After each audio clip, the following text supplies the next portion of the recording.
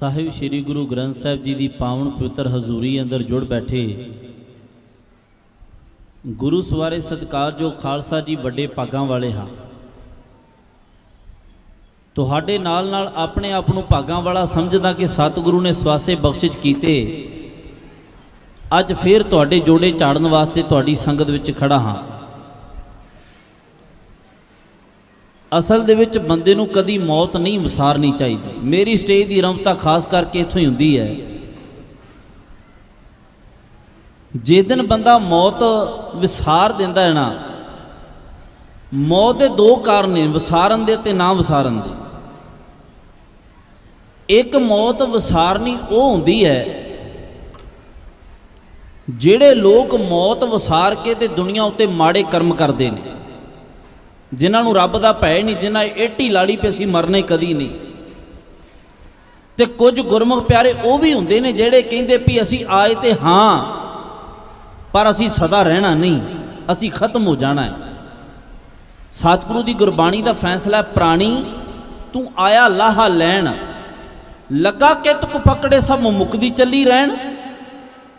ਤੂੰ ਆਇਆ ਤੇ ਇੱਥੇ ਲਾਹ ਲੈਣ ਵਾਸਤੇ ਸਾਂ, ਪਰ ਕਿਹੜੇ ਕੰਮਾਂ ਵਿੱਚ ਰੁੱਝ ਗਿਆ, ਤੇਰੀ ਤੇ ਜੀਵਨ ਰੂਪੀ ਰਾਤ ਖਤਮ ਹੁੰਦੀ ਜਾਂਦੀ ਹੈ। ਅੱਜ ਭਾਗਾਂ ਵਾਲੇ ਆ ਅਸੀਂ ਉਸ ਦਾਤੇ ਦਾ ਸ਼ੁਕਰਾਨਾ ਕਰਦੇ ਵੀ ਅੱਜ ਸਾਨੂੰ ਮਹਾਰਾਜ ਨੇ ਸਵਾਸੇ ਬਖਸ਼ਿਸ਼ ਕੀਤੇ ਤੇ ਅੱਜ ਉਸ ਸਤਿਗੁਰੂ ਦਾ ਧੰਨਵਾਦ ਕਰਨ ਵਾਸਤੇ ਅਸੀਂ ਪਾਤਸ਼ਾਹ ਦੀ ਪਵਿੱਤਰ ਹਜ਼ੂਰੀ ਵਿੱਚ ਫਿਰ ਜੁੜ ਬੈਠੇ। ਮਹਾਨ ਸਤਿਕਾਰਯੋਗ ਸੰਤ ਬਾਬਾ ਫੌਜਾ ਸਿੰਘ ਸਾਹਿਬ ਜੀ ਤਿਨਾਂ ਦੇ ਪਾਵਨ ਸਾਲਾਨਾ ਜੋੜ ਮੇਲੇ ਤੇ ਆਪ ਹਾਜ਼ਰੀਆਂ ਭਰ ਰਹੇ ਹੋ। ਮਨ ਨਿਹਾਇਤ ਪ੍ਰਸੰਨ ਹੈ ਤੁਹਾਡੇ ਦਰਸ਼ਨ ਦਿਦਾਰੇ ਕਰਕੇ।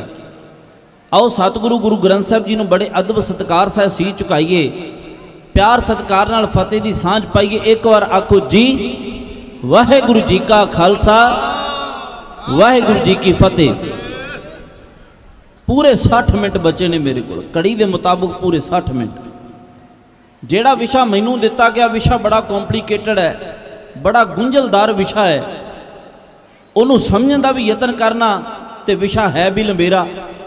ਮੈਂ ਯਤਨ ਵੀ ਕਰਾਂਗਾ ਵੀ ਉਸ ਵਿਸ਼ੇ ਨੂੰ ਥੋੜੇ ਸਮੇਂ ਵਿੱਚ, ਕੀਮਤੀ ਸਮੇਂ ਵਿੱਚ ਸੰਕੋਚਣ ਦਾ ਯਤਨ ਕਰਾਂ। ਮੈਂ ਲਾਂਭੇ ਦੀ ਵਿਚਾਰ ਨਾ ਕਰਾਂ। ਉਸ ਮਹਾਨ ਸ਼ਹੀਦ ਦਾ ਜੀਵਨ ਦਾ ਬਾਇਓਡਾਟਾ ਤੁਸੀਂ ਚੰਗੀ ਤਰ੍ਹਾਂ ਜਾਣਦੇ ਹੋ, ਜਿਸ ਦੀ ਮੈਂ ਗੱਲ ਕਰ ਲੱਗਾ।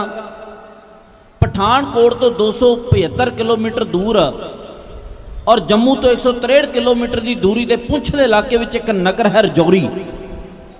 ਉਸ ਰਜੌਰੀ ਨਗਰ ਵਿੱਚ ਗੁਰੂ ਗੋਬਿੰਦ ਸਿੰਘ ਮਹਾਰਾਜ ਦੇ ਪ੍ਰਕਾਸ਼ ਤੋਂ 4 ਸਾਲ ਬਾਅਦ, ਠੀਕ 4 ਸਾਲ ਬਾਅਦ 1670 ਵਿੱਚ ਇੱਕ ਬੱਚਾ ਪੈਦਾ ਹੋਇਆ।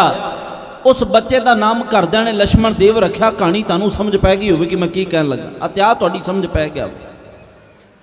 ਮੈਂ ਅੱਜ ਉਹਦੀਆਂ ਬਹੁਤੀਆਂ ਜੰਗਾਂ ਦਾ ਵਰਣਨ ਨਹੀਂ ਕਰਨਾ, ਮੈਂ ਇਸ ਤੋਂ ਥੋੜਾ ਜਿਹਾ ਅਗਾਂਹ ਚੱਲਣਾ ਚਾਹੁੰਦਾ ਹਾਂ।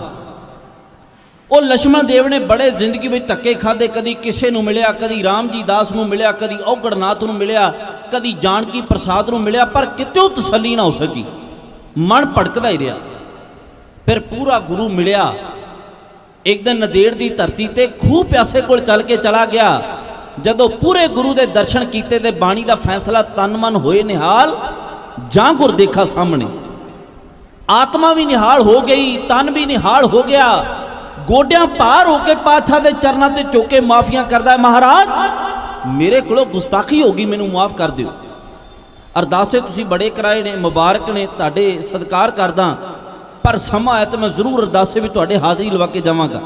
ਇੱਕ ਵਾਰ ਸਮੁੱਚਾ ਅਰਦਾਸਾ ਕਰ ਦਿਓ। ਨਾਨਕ ਨਾਮ ਚੜ੍ਹਦੀ ਕਲਾ, ਤੇਰੇ ਭਾਣੇ ਸਰਬੱਤ ਦਾ ਭਲਾ। ਗੁਰੂ ਗੋਬਿੰਦ ਸਿੰਘ ਮਹਾਰਾਜ ਦੇ ਦਰਸ਼ਨ ਹੋਏ। ਇਹਦਾ ਨਾਮ ਇਸ ਵੇਲੇ ਬਦਲ ਕੇ ਮਾਧੋ ਦਾਸ ਬੈਰਾਗੀ ਪੈ ਚੁੱਕਾ ਹੈ। ਲਛਮਣ ਦੇਵ ਦਾ ਨਾਮ ਮਾਧੋ ਦਾਸ ਕਿਉਂ ਪਿਆ, ਕੀ ਕਾਰਨ ਸਨ? ਮੈਂ ਇੱਧਰ ਚਲਾ ਗਿਆ ਤੇ ਸਮਾਂ ਮੇਰਾ ਬੜਾ ਇੱਧਰ ਜਾਇਆ ਹੋਣਾ ਹੈ। ਮੈਂ ਯਤਨ ਕਰਾਂ ਵੀ ਕੋਈ ਅਣਛੂਆ ਪੱਤਰਾ ਜਿਹੜਾ ਤੁਹਾਡੇ ਸਾਹਮਣੇ ਬਹੁਤ ਹੀ ਘੱਟ ਸਟੇਜਾਂ ਤੇ ਆਇਆ, ਕੁਝ ਉਸ ਦੇ ਅੰਸ਼ ਲੈ ਕੇ ਤੇ ਅੱਜ ਦਾ ਪ੍ਰਕਰਨ ਤੁਹਾਡੇ ਸਾਹਮਣੇ ਕਹਿ ਸਕਾਂ। ਮਾਧੋ ਦਾਸ ਬੈਰਾਗੀ ਨੇ ਆਖਿਆ, ਮਹਾਰਾਜ ਮੈਂ ਤੁਹਾਡੇ ਸਿੰਘਾਂ ਕੋਲੋਂ ਜਦੋਂ ਸੁਣਦਾ ਚਮਕੌਰ ਦੀ ਗੜੀ ਦਾ ਹਾਲ ਤੇ ਮੇਰੇ ਡੋਲੇ ਫਰਕਦੇ ਨੇ। ਸਤਿਗੁਰੂ ਨੇਤਰਾਂ ਵਿੱਚੋਂ ਖੂਨ ਉਤਰਦਾ ਏ ਤੇ ਪਾਤਸ਼ਾਹ ਜਦੋਂ ਮੈਂ ਸਾਕਾ ਸਰਹੰਦ ਸੁਣਦਾ, ਆਪ ਮੁਹਾਰੇ ਮੇਰੇ ਨੇਤਰਾਂ ਵਿੱਚੋਂ ਨੀਰ ਛੁੱਟਦਾ ਹੈ। ਸਤਿਗੁਰੂ ਦਿਲ ਚਾਹੁੰਦਾ ਹੈ ਉਹਨਾਂ ਜ਼ਾਲਮਾਂ ਨੂੰ ਕਾਗਜ਼ ਵਾਂਗ ਉਧੇੜ ਕੇ ਰੱਖਦਿਆਂ ਜਿਨ੍ਹਾਂ ਨੇ ਤੁਹਾਡੇ ਮਾਸੂਮ ਬੱਚਿਆਂ ਦੇ ਨਾਲ ਕੁਝ ਕੀਤਾ। पातशाह ने आख्या मद उदास, इस वास्ते एक नुकता है, तेनों अपनाना पवेगा। महाराज मैं तो तुहाडा बंदा जेड़ा को मैं अपना लवां। पातशाह ने आख्या फिर तू बंदा है, तेनों बंदा सिंह सजा देना है। 4 सितंबर सन 1708 कलगीधर पातशाह ने अमृत छकाया, इहदा नाम बंदा सिंह रखिया, Bahadur. There is no doubt about it कि सिख कौम सारी बहादुरां दी है, कोई शक नहीं।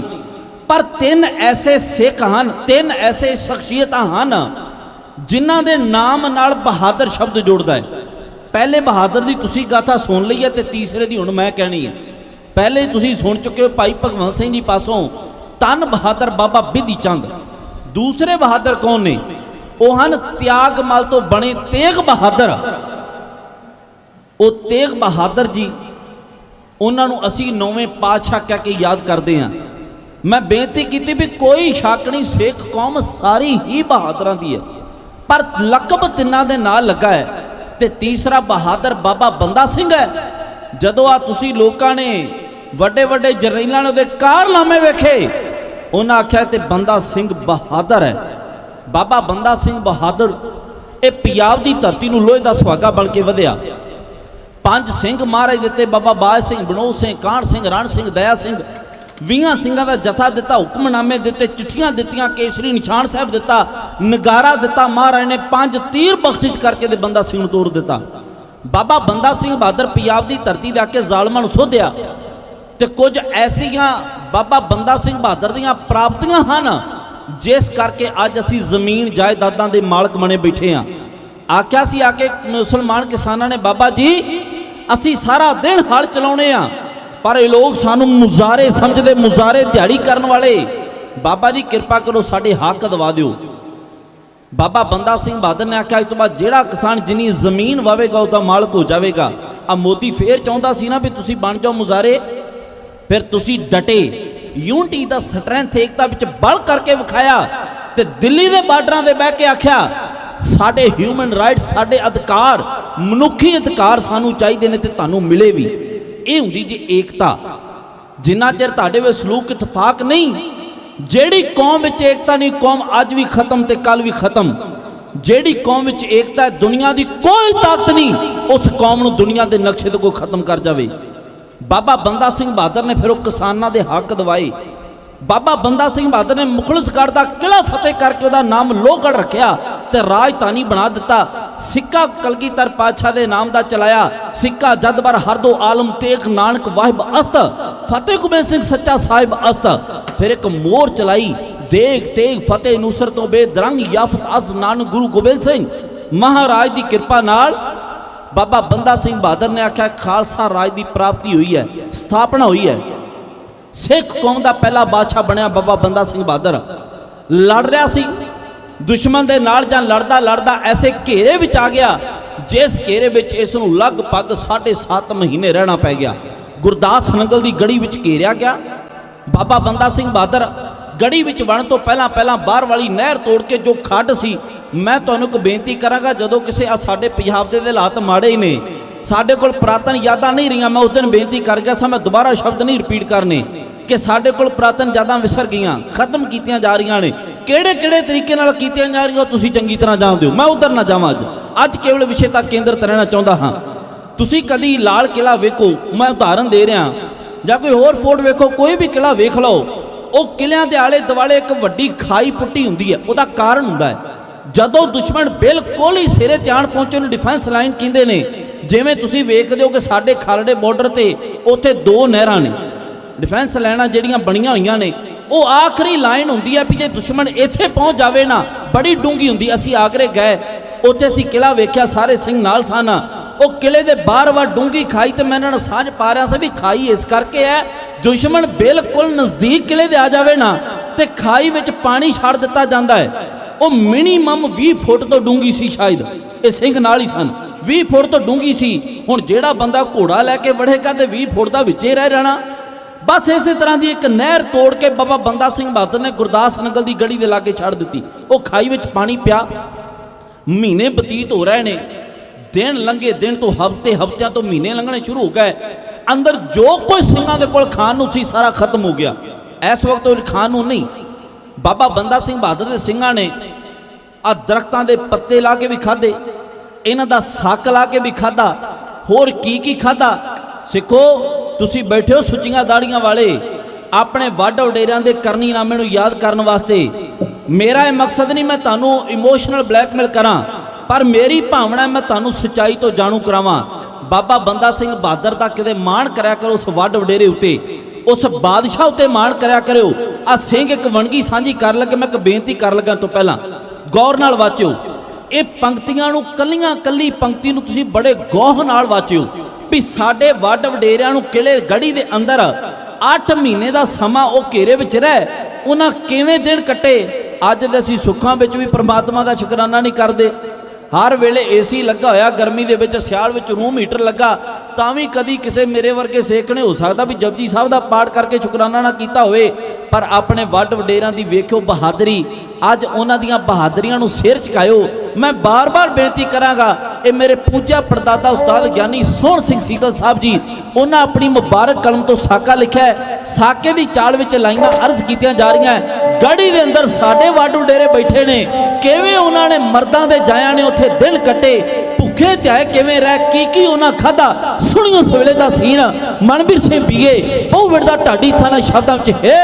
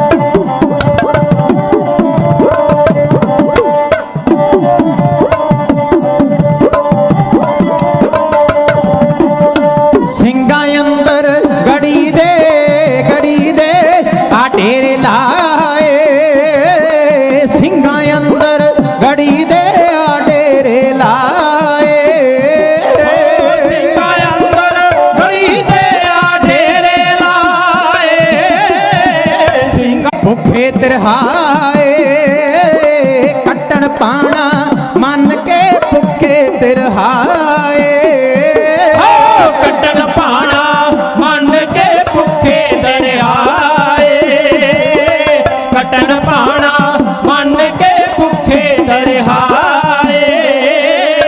दाना पट्ठा मुकिया मुकिया मुकिया, दाना पट्ठा मुकिया कुछ हाथ न आए, दाना पट्ठा मुकिया कुछ हाथ न आए, दाना पट्ठा मुकिया कुछ हाथ न आए, दाना पट्ठा मुकिया कुछ हाथ न आए।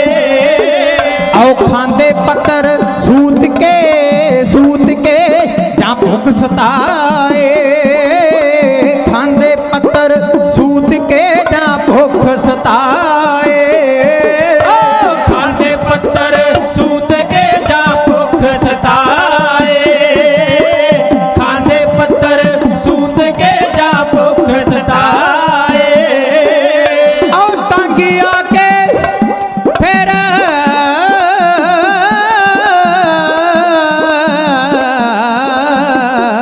सूर्या तांगे आके फिर सूर्या घोड़े चटकाए,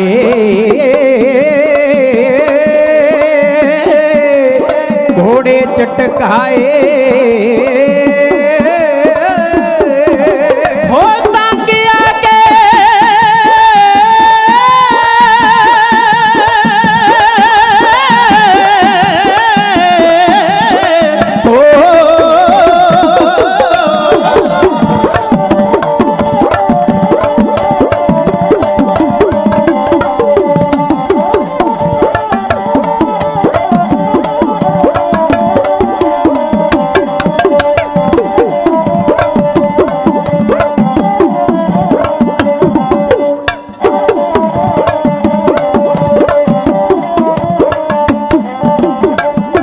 ਆ ਕੇ ਫਿਰ ਅੰਤ ਨੂੰ ਘੋੜੇ ਚਟਕਾਏ ਤੰਗ ਆ ਕੇ ਫਿਰ ਅੰਤ ਨੂੰ ਘੋੜੇ ਚਟਕਾਏ ਤੰਗ ਆ ਕੇ ਫਿਰ ਅੰਤ ਨੂੰ ਘੋੜੇ ਚਟਕਾਏ ਤੰਗ ਆ ਕੇ ਫਿਰ ਅੰਤ ਨੂੰ ਘੋੜੇ ਚਟਕਾਏ ਉਹ ਕਈਆਂ ਨੇ ਪੱਟ ਚੀਰ ਕੇ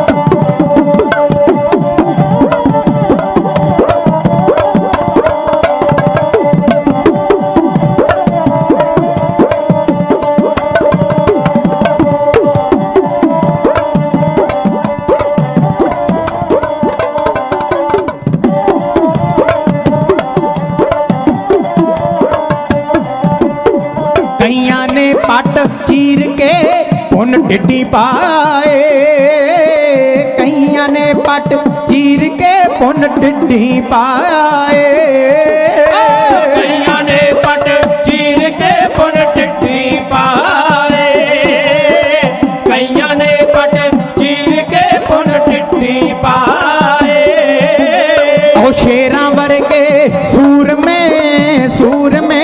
ਭੁਖਿਆਣ ਨਵਾਏ ਸ਼ੇਰਾਂ ਵਰਗੇ ਸੂਰਮੇ ਭੁਖਿਆਣ ਨਵਾਏ ਸ਼ੇਰਾਂ ਵਰਗੇ ਸੂਰਮੇ ਭੁਖਿਆਣ ਨਵਾਏ ਸ਼ੇਰਾਂ ਵਰਗੇ ਸੂਰਮੇ ਭੁਖਿਆਣ ਨਵਾਏ ਆਓ ਜਿਉਂਦਾ ਮੁਰਦਾ ਹੋ ਗਏ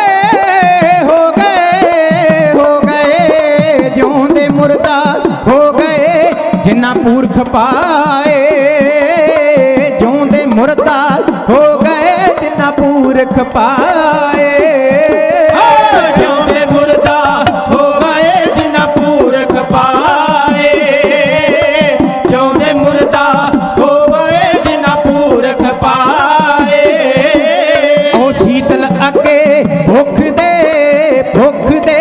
ਕੋਈ ਪੇਸ਼ ਨਾ ਜਾਏ ਸੀਤਲ ਅੱਗੇ ਭੁੱਖ ਦੇ ਕੋਈ ਪੇਸ਼ ਨਾ ਜਾਏ ਸੀਤਲ ਅੱਗੇ ਭੁੱਖ ਤੇ ਕੋਈ ਪੇਸ਼ ਨਾ ਜਾਏ ਸੀਤਲ ਅੱਗੇ ਭੁੱਖ ਤੇ ਕੋਈ ਪੇਸ਼ ਨਾ ਜਾਏ ਸੀਤਲ ਅੱਗੇ ਭੁੱਖ ਤੇ ਕੋਈ ਪੇਸ਼ ਨਾ ਜਾਏ ਕੋਈ ਪੇਸ਼ ਨਾ ਜਾਏ ਕੋਈ ਪੇਸ਼ ਨਾ ਜਾਏ ਹੋ ਸੀਤਲ ਅੱਗੇ ਭੁੱਖ ਦੇ ਕੋਈ ਪੇਸ਼ ਨਾ ਜਾਏ।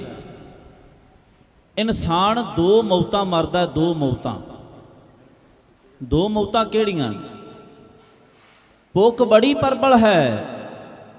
ਜੇ ਸਵੇਰੇ ਅੰਮ੍ਰਿਤ ਵੇਲੇ ਦੋ ਪ੍ਰਸ਼ਾਦੇ ਛਕੇ 12 ਨਹੀਂ ਵਜੇ ਤੇ ਧਿਆਨ ਫੇਰ ਚੌਂਕੇ ਵੱਲ, 12 ਵਜੇ ਢਿੱਡ ਨੂੰ ਝੋਰਾ ਦਿੱਤਾ 4 ਨਹੀਂ ਵਜੇ ਫੇਰ ਚੁੱਲ੍ਹੇ ਵੱਲ ਧਿਆਨ, ਜੇ 4 ਨਹੀਂ ਵਜੇ 4 ਵਜੇ ਛਕ ਲਿਆ ਤੇ ਫੇਰ 8 ਵਜੇ ਧਿਆਨ।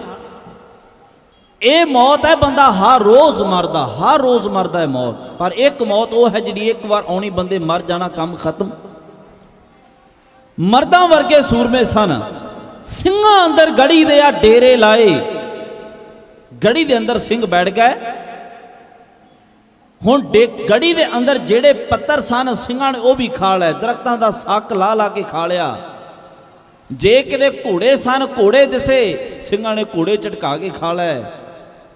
ਤੇ ਜੇ ਕਿਤੇ ਲੋੜ ਪੈ ਗਈ ਕਿਸੇ ਸੋਹਣੀ ਨੂੰ ਮਨਾਉਣ ਵਾਸਤੇ ਨਹੀਂ, ਆਪਣੇ ਬਾਜਾਂ ਵਾਲੇ ਨੂੰ ਰਝਾਉਣ ਵਾਸਤੇ ਆਪਣੇ ਪੱਟ ਦਾ ਮਾਸ ਕੱਢ ਕੇ ਵੀ ਸਾਡੇ ਵੱਡ ਵਡੇਰਿਆਂ ਖਾ ਲਿਆ।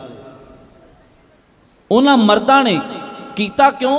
ਉਹ ਚਾਹੁੰਦੇ ਸੀ ਅਸੀਂ 2 ਦਿਨ ਹੋਰ ਜਿਉਂਦੇ ਰਹਿ ਜਾਈਏ, ਕਿਉਂਕਿ ਅਸੀਂ ਤਾਂ ਹੁਣ ਸ਼ਹੀਦ ਹੋਣਾ ਹੀ ਹੋਣਾ ਹੈ। ਪਰ ਜਿਹੜਾ ਬਾਹਰ ਘੇਰਾ ਪਿਆ, ਇਹਨਾਂ ਵਿੱਚੋਂ ਪਤਾ ਨਹੀਂ ਸੀ ਕਿੰਨੇ ਦੁਸ਼ਮਣਾਂ ਨੂੰ ਨਾਲ ਲੈ ਕੇ ਜਾਣਾ। ਆਖਿਰਕਾਰ ਜ਼ਕਰੀਆ ਖਾਂ, ਅਬਦੁਲ ਸਮਦ ਖਾਂ, ਦਲੇਰੇ ਜੰਗ ਸਾਰਿਆਂ ਦੇ ਹੱਥ ਬਾਹਰ ਖੜੇ ਹੋਏ ਨੇ। 7.5 ਮਹੀਨੇ ਤੋਂ ਵੱਧ ਸਮਾਂ ਹੋ ਗਿਆ, ਸਿੰਘ ਗੜੀ ਵਿੱਚੋਂ ਬਾਹਰ ਹੀ ਨਹੀਂ ਆਉਂਦੇ, ਈਨ ਹੀ ਨਹੀਂ ਮੰਨਦੇ। ਨਾ ਕੋਈ ਰਾਸ਼ਨ ਅੰਦਰ ਜਾ ਰਿਹਾ ਹੈ, ਨਾ ਬਾਹਰੋਂ ਕੁਝ ਆ ਰਿਹਾ ਹੈ। ਫਿਰ ਸਿੰਘ ਕਿਸ ਆਸਰੇ ਅੰਦਰ ਟਿਕੇ ਹੋਏ ਨੇ? ਵਿਉਂਤ ਬਣਾਈ ਗਈ ਇੱਕ ਕੁਰਾਨ ਸ਼ਰੀਫ ਦੀ ਝੂਠੀ ਸਹੁੰ ਖਾ ਕੇ ਦੇ ਅੰਦਰ ਚਿੱਠੀ ਘੱਲੀ ਜਾਵੇ, ਤੁਸੀਂ ਗੜੀ ਛੱਡ ਜਾਓ, ਜਿਹਨੂੰ ਮਰਜ਼ੀ ਚਲੇ ਜਾਓ, ਸਰਕਾਰ ਤੁਹਾਨੂੰ ਕੁਝ ਨਹੀਂ ਕਵੇਗੀ। ਪੱਤਰਕਾ ਅੰਦਰ ਪਹੁੰਚੀ, ਬਾਬਾ ਬੰਦਾ ਸਿੰਘ ਬਹਾਦਰ ਨੇ ਪੱਤਰਕਾ ਪੜ੍ਹੀ ਤੇ ਨਾਲੇ ਹੱਸਿਆ। ਐਸੀ ਵਿਪਤਾ ਦੇ ਸਮੇਂ ਬਾਬਾ ਬੰਦਾ ਸਿੰਘ ਬਹਾਦਰ ਦੇ ਹੱਸਣ ਦਾ ਕਾਰਨ ਕੀ ਹੋ ਸਕਦਾ ਹੈ?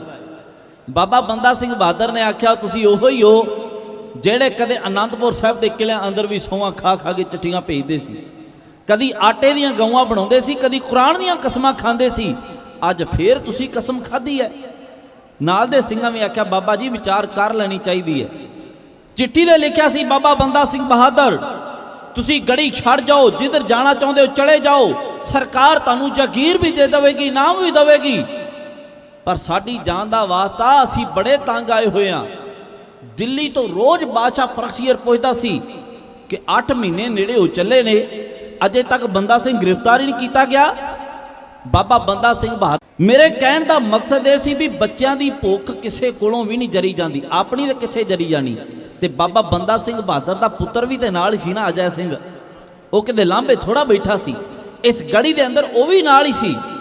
ਬਾਬਾ ਬੰਦਾ ਸਿੰਘ ਬਹਾਦਰ ਦੀ ਧਰਮ ਪਤਨੀ ਬੀਬੀ ਸੁਸ਼ੀਲ ਕੌਰ ਵੀ ਨਾਲ ਸੀ, ਨਾਲ ਸਿੰਘ ਸਨ।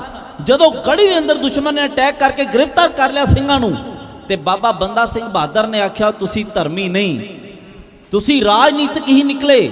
ਤੇ ਅੱਗੋਂ ਜਵਾਬ ਮਿਲਿਆ, ਬੰਦਾ ਸਿੰਘ ਤੂੰ ਧਰਮੀ ਹੋ ਸਕਦਾ ਪਰ ਰਾਜਨੀਤਿਕ ਨਹੀਂ। ਤੇ ਬਾਬਾ ਬੰਦਾ ਸਿੰਘ ਬਹਾਦਰ ਨੇ ਆਖਿਆ, ਦੁਨੀਆ ਦਾ ਬੇੜਾ ਵੀ ਉਦੋਂ ਗਰਕ ਹੁੰਦਾ ਹੈ ਜਦੋਂ ਰਾਜਨੀਤਿਕ ਬੰਦਾ ਧਰਮ ਦੀ ਆੜ ਲੈ ਕੇ ਆਪਣੇ ਕੰਮ ਕੱਢਦਾ ਹੈ। ਅੱਜ ਕੀਤਾ ਜਾ ਰਿਹਾ ਨਾ, ਗੁੜ ਕੇ ਹੱਥਾਂ 'ਚ ਫੜ ਕੇ ਸਹੁੰਆਂ ਖਾਧੀਆਂ ਗਈਆਂ। ਪੰਜਾਬ 'ਚੋਂ ਅੱਜ ਵੀ ਨਸ਼ਾ ਖਤਮ, ਕੱਲ ਵੀ ਖਤਮ। ਆ ਬੇਅਦਬੀ ਦਾ ਅਸੀਂ ਇਹਦਾ ਮਸਲਾ ਹੱਲ ਕਰਾਂਗੇ, ਹੁਣ ਸਜ਼ਾ ਦਵਾਵਾਂਗੇ, ਅਸੀਂ ਦਵਾਵਾਂਗੇ। ਬਸ ਧਰਮ ਦੀ ਆੜ ਉੱਤੇ ਤੁਹਾਨੂੰ ਲੁੱਟਿਆ ਜਾ ਰਿਹਾ। ਬਾਕੀ ਤੁਹਾਡੀ ਮਰਜ਼ੀ ਵੀ ਕਿੰਨਾ ਚਿਰ ਤੁਸੀਂ ਆਪਣੇ ਆਪ ਨੂੰ ਲੁਟਾਉਣਾ। ਮੇਰਾ ਕੰਮ ਇਸ਼ਾਰਾ ਕਰਨਾ, ਮੈਂ ਅੱਗਾਂ ਚੱਲਿਆ। ਬਾਬਾ ਬੰਦਾ ਸਿੰਘ ਬਹਾਦਰ ਨੇ ਆਖਿਆ, ਦੁਨੀਆ ਦਾ ਬੇੜਾ ਵੀ ਉਦੋਂ ਗਰਕ ਹੁੰਦਾ ਹੈ ਜਦੋਂ ਰਾਜਨੀਤਿਕ ਬੰਦਾ ਧਰਮ ਦੀ ਆੜ ਲੈ ਕੇ ਆਪਣੇ ਕੰਮ ਕਰਦਾ ਹੈ। ਬਾਬਾ ਬੰਦਾ ਸਿੰਘ ਬਹਾਦਰ ਨੂੰ ਗ੍ਰਿਫਤਾਰ ਕਰ ਲਿਆ ਗਿਆ। ਅੰਦਰੋਂ ਸਿੰਘ ਤੇ ਕੁਝ ਗਿਣਤੀ ਦੇ ਮਿਲੇ, ਕੋਈ ਸੈਂਕੜੇ ਵਿੱਚ ਮਿਲੇ। ਜ਼ਕਰੀਆ ਖਾਂ, ਅਬਦੁਲ ਸਮਦ ਖਾਂ ਨੇ ਪਹੁੰਚਾਇਆ ਲਾਹੌਰ। ਜਦੋਂ ਲਾਹੌਰੋਂ ਜਲੂਸ ਤੁਰ ਲੱਗਾ ਨਾ, ਜ਼ਕਰੀਆ ਖਾਂ ਤੇ ਅਬਦੁਲ ਸਮਦ ਖਾਂ ਨੇ ਵਿਚਾਰ ਕੀਤੀ ਵੀ ਬਾਦਸ਼ਾਹ ਕੀ ਆਖੇਗਾ। ਆ 200-300 ਸਿੰਘਾਂ ਨੇ ਤੁਹਾਨੂੰ ਵਿਪਤਾ ਪਾ ਛੱਡੀ, ਆ 700 ਸਿੰਘ ਹੀ ਤੁਹਾਡੇ ਤੋਂ ਕਾਬੂ ਨਹੀਂ ਹੋਇਆ 8 ਮਹੀਨੇ। ਉਹਨਾਂ ਆਖਿਆ, ਇੱਕ ਕੰਮ ਕਰੋ, ਘੱਲੂ ਘਾਰਾ ਮਚਾ ਦਿਓ। ਘੱਲੂ ਘਾਰੇ ਦਾ ਮਤਲਬ ਹੁੰਦਾ ਮੁਕੰਮਲ ਤਬਾਹੀ, ਨਸਤਨਾ ਨਬੂਦ ਖਤਮ। ਆ ਘੱਲੂ ਘਾਰਾ 84 ਦਾ ਤੁਹਾਡੇ ਸਾਹਮਣੇ ਹੋਇਆ। ਕਈ ਬਜ਼ੁਰਗ ਬੈਠੇ ਜਿਨ੍ਹਾਂ ਵੇਖਿਆ ਵੀ ਹੈ, ਉਹ ਚੰਗੀ ਤਰ੍ਹਾਂ ਜਾਣਦੇ ਨੇ। ਬਾਬਾ ਬੰਦਾ ਸਿੰਘ ਬਹਾਦਰ ਦੇ ਨਾਲ ਹੁਣ ਜਿੰਨੇ ਕੁ ਗ੍ਰਿਫਤਾਰ ਹੋਏ ਨੇ ਗੜੀ ਅੰਦਰੋਂ, ਉਹਨੇ ਨਹੀਂ ਚੱਲੇ। ਬਸ ਜ਼ਕਰੀਆ ਖਾਨ ਨੇ ਹੁਕਮ ਦੇ ਦਿੱਤਾ, ਜਿਹੜਾ ਵੀ ਕਿਤੇ ਸਿੱਖ ਨਜ਼ਰੀ ਆਉਂਦਾ ਹੈ, ਜਿਹਦੇ ਸੀਸ ਉੱਤੇ ਕੇਸ ਅਤੇ ਮੂੰਹ ਤੇ ਦਾੜਾ ਦੇਦਾ ਹੈ, ਤੇਗ ਦੀ ਧਾਰ ਲਗਾ ਕੇ ਉਹਦਾ ਸਿਰ ਵੱਢ ਕੇ ਨੇਜ਼ੇ ਤੇ ਟੰਗ ਲਿਓ। ਤੇ ਹੋਇਆ ਕੀ, ਜਿਹੜੇ ਨੌਜਵਾਨ ਸਨ ਉਹਨਾਂ ਦੇ ਵੀ ਸਿਰ ਕਲਮ ਕੀਤੇ ਗਏ। ਤੇ ਜਿਹੜੀਆਂ ਲੜਕੀਆਂ ਸਨ, ਭੈਣਾਂ ਬੈਠੀਆਂ ਨੇ, ਸ਼ਾਇਦ ਇਹਨਾਂ ਨੂੰ ਇਸ ਗੱਲ ਦਾ ਨਹੀਂ ਪਤਾ। ਭੈਣੋ, ਇੱਕ ਰਿਵਾਜ ਚੱਲਿਆ ਨਾ ਵੀ ਕੰਨ ਵਿੰਨਣ ਦਾ, ਕੰਨਾਂ 'ਚ ਵਾਲੀਆਂ ਪਾਉਣ ਦਾ। ਤੁਹਾਨੂੰ ਮੈਂ ਦੱਸ ਕੇ ਜਾਣਾ ਵੀ ਇਹ ਰਿਵਾਜ ਚੱਲਿਆ ਕਿੱਥੋਂ, ਇਹ ਕਿਹੜੀ ਨਿਸ਼ਾਨੀ ਹੈ। ਗੁੱਸਾ ਨਾ ਕਰਿਓ, ਮੈਂ ਇਤਿਹਾਸ ਹੀ ਕਹਿਣ ਲੱਗਾ। ਮੇਰਾ ਇਹ ਮਕਸਦ ਨਹੀਂ ਹੁੰਦਾ ਵੀ ਜਿਹੜੀ 4 ਜੀ ਅੱਗੇ ਬੈਠੇ ਸੰਗਤ ਜੋ ਵੀ ਉੱਠ ਕੇ ਭੱਜ ਜਾਣ, ਨਹੀਂ। ਮੇਰਾ ਮਕਸਦ ਹੈ ਵੀ ਸੰਗਤ ਜੁੜੇ ਤੇ ਕਮ ਸੇ ਕਮ ਹਰ ਇੱਕ ਪਹਿਲੂ ਤੋਂ ਸੁਚੇਤ ਹੋ ਜਾਵੇ। ਜਦੋਂ ਜ਼ਕਰੀਆ ਖਾਨ ਨੇ ਆਖਿਆ ਵੀ ਲੜਕੀਆਂ ਜਿਹੜੀਆਂ ਉਹਨਾਂ ਦੇ ਸਿਰ ਕਲਮ ਕਰ ਲਓ, ਅਸੀਂ ਬਾਦਸ਼ਾਹ ਨੂੰ ਇਹ ਕਵਾਂਗੇ ਵੀ ਅੰਨ ਦਾੜੀਏ ਮੁੰਡੇ ਨੇ। ਫਿਰ ਪਰਿਵਾਰਾਂ ਨੇ ਸੋਚਿਆ, ਹਿੰਦੂ ਲੋਕਾਂ ਨੇ ਸੋਚਿਆ ਵੀ ਸਾਡੀਆਂ ਧੀਆਂ ਦੇ ਵੀ ਸਿਰ ਕਲਮ ਹੋਣੇ ਨੇ, ਧੀਆਂ ਦੀ ਇੱਕ ਨਿਸ਼ਾਨੀ ਬਣਾ ਦਿਓ ਵੀ ਇਹਨਾਂ ਦੇ ਕੰਨ ਵਿੰਨ ਦਿੱਤੇ ਜਾਣ।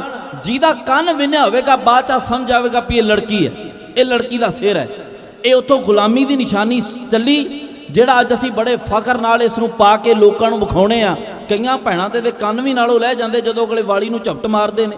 ਮੈਂ ਵੇਖੇ ਨੇ ਕਈ ਭੈਣਾਂ ਰੋਂਦੀਆਂ ਵੇਖੀਆਂ ਵੀ ਜਦੋਂ ਵਾਲੀਆਂ ਸਮੇਤ ਹੀ ਕੰਨ ਡਾ ਕੇ ਅਗਲੇ ਲੈ ਜਾਂਦੇ ਨੇ। ਭੈਣੋ, ਇਹ ਜਦੋਂ ਪੰਜ ਪਿਆਰੇ ਅੰਮ੍ਰਿਤ ਛਕਾਉਂਦੇ ਨੇ ਨਾ, ਉਹ ਪੰਜ ਪਿਆਰੇ ਬਕਾਇਦਾ ਹਦਾਇਤ ਕਰਦੇ ਨੇ ਵੀ ਸਿੱਖ ਅਤੇ ਬੀਬੀਆਂ ਕੋਈ ਵੀ ਸ਼ੇਦਤ ਗਹਿਣਾ ਨਾ ਪਹਿਨੇ। ਜਿਨ੍ਹਾਂ ਜਿਨ੍ਹਾਂ ਅੰਮ੍ਰਿਤ ਛਕਿਆ ਉਹਨਾਂ ਨੂੰ ਪਤਾ ਹੋਵੇਗਾ। ਉਹ ਕਹਿੰਦੇ ਕਿਉਂ ਨੇ, ਕਦੀ ਅਸੀਂ ਇਹਦੀ ਪੜਚੋਲ ਨਹੀਂ ਕੀਤੀ ਤੇ ਵੱਖਰੀ ਗੱਲ ਹੈ, ਪਰ ਇਹਦਾ ਮਕਸਦ ਹੈ ਵੀ ਇਹ ਗੁਲਾਮੀ ਦੀਆਂ ਨਿਸ਼ਾਨੀਆਂ ਨੇ ਜਿਹੜੀਆਂ ਅਸੀਂ ਪਹਿਨਦੇ ਆ। ਨੱਕ ਵਿੱਚ ਜਿਹੜੀ ਨੱਥ ਪਾਉਣੇ ਆ, ਕਦੇ ਗਜ਼ਨੀ ਦੇ ਬਾਜ਼ਾਰਾਂ ਵਿੱਚ ਭਾਰਤ ਦੀਆਂ ਧੀਆਂ ਉੱਥੇ ਸ਼ਿੰਗਾਰ ਕਰਕੇ ਵੇਚੀਆਂ ਜਾਂਦੀਆਂ ਸਨ, ਜਿਹਨੂੰ ਅੱਜ ਸਾਡੀਆਂ ਧੀਆਂ ਭੈਣਾਂ ਮਾਣ ਦੇ ਨਾਲ ਫਖਰ ਸਮਝ ਕੇ ਸ਼ਿੰਗਾਰ ਕਰਦੀਆਂ ਨੇ। ਖੈਰ, ਵਿਸ਼ੇ ਬੜੇ ਖਰਵੇ ਨੇ ਤੇ ਸਮਾਂ ਬੜਾ ਥੋੜਾ ਹੈ, ਬਹੁਤ ਕੀਮਤੀ ਸਮਾਂ ਜਿਹਾ ਰਹਿ ਗਿਆ। ਮੈਂ ਦੋ ਕੁ ਵਾਰਾਂ ਕਹਿ ਕੇ ਲਾਂਭੇ ਹੋਣਾ ਹੈ। ਬਾਬਾ ਬੰਦਾ ਸਿੰਘ ਬਹਾਦਰ ਦੇ ਨਾਲ ਪੰਜਾਬ ਵਿੱਚ ਮੁਕੰਮਲ ਤਬਾਹੀ ਹੋਣ ਲੱਗ ਪਈ। ਸੀਤਲ ਸਾਹਿਬ ਜੀ ਨੇ ਇੱਥੇ ਇੱਕ ਵਾਰ ਲਿਖੀ ਹੈ ਤੇ ਉੱਥੇ ਉਹ ਆਖਰੀ ਪੰਕਤੀ ਵਿੱਚ ਲਿਖਦੇ ਨੇ, ਕਹਿੰਦੇ ਕਹਿਣਾ ਹੋਰ ਕੀ ਜ਼ੁਲਮ ਦਾ ਸੀਤਲਾ, ਜਦੋਂ ਬੇਨਿਆਈ ਹੋ ਜੇ ਸਰਕਾਰ। ਜਦੋਂ ਸਰਕਾਰ ਹੀ ਬੇਨਿਆਈ ਹੋ ਜਾਵੇ ਤੇ ਪ੍ਰਜਾ ਦਾ ਰਖਵਾਲਾ ਕੌਣ ਹੋ ਸਕਦਾ ਹੈ। ਉਦਾਹਰਨਾਂ ਬੜੀਆਂ ਨੇ, ਜੇ ਮੈਂ ਉਦਾਹਰਨਾਂ ਦੇਣ ਲੱਗਾ ਤੇ ਇਹਨਾਂ 'ਚ ਹੀ ਸਮਾਂ ਲੰਘ ਜਾਵੇਗਾ ਵੀ ਸਰਕਾਰ ਕਦੋਂ ਕਦੋਂ ਬੇਨਿਆਈ ਹੋਈ ਤੇ ਹੁਣ ਕਦੋਂ ਕਦੋਂ ਹੋ ਰਹੀ ਹੈ। ਮੈਂ ਅਗਾਂਹ ਚੱਲਣ ਦਾ ਯਤਨ ਕਰਾਂ।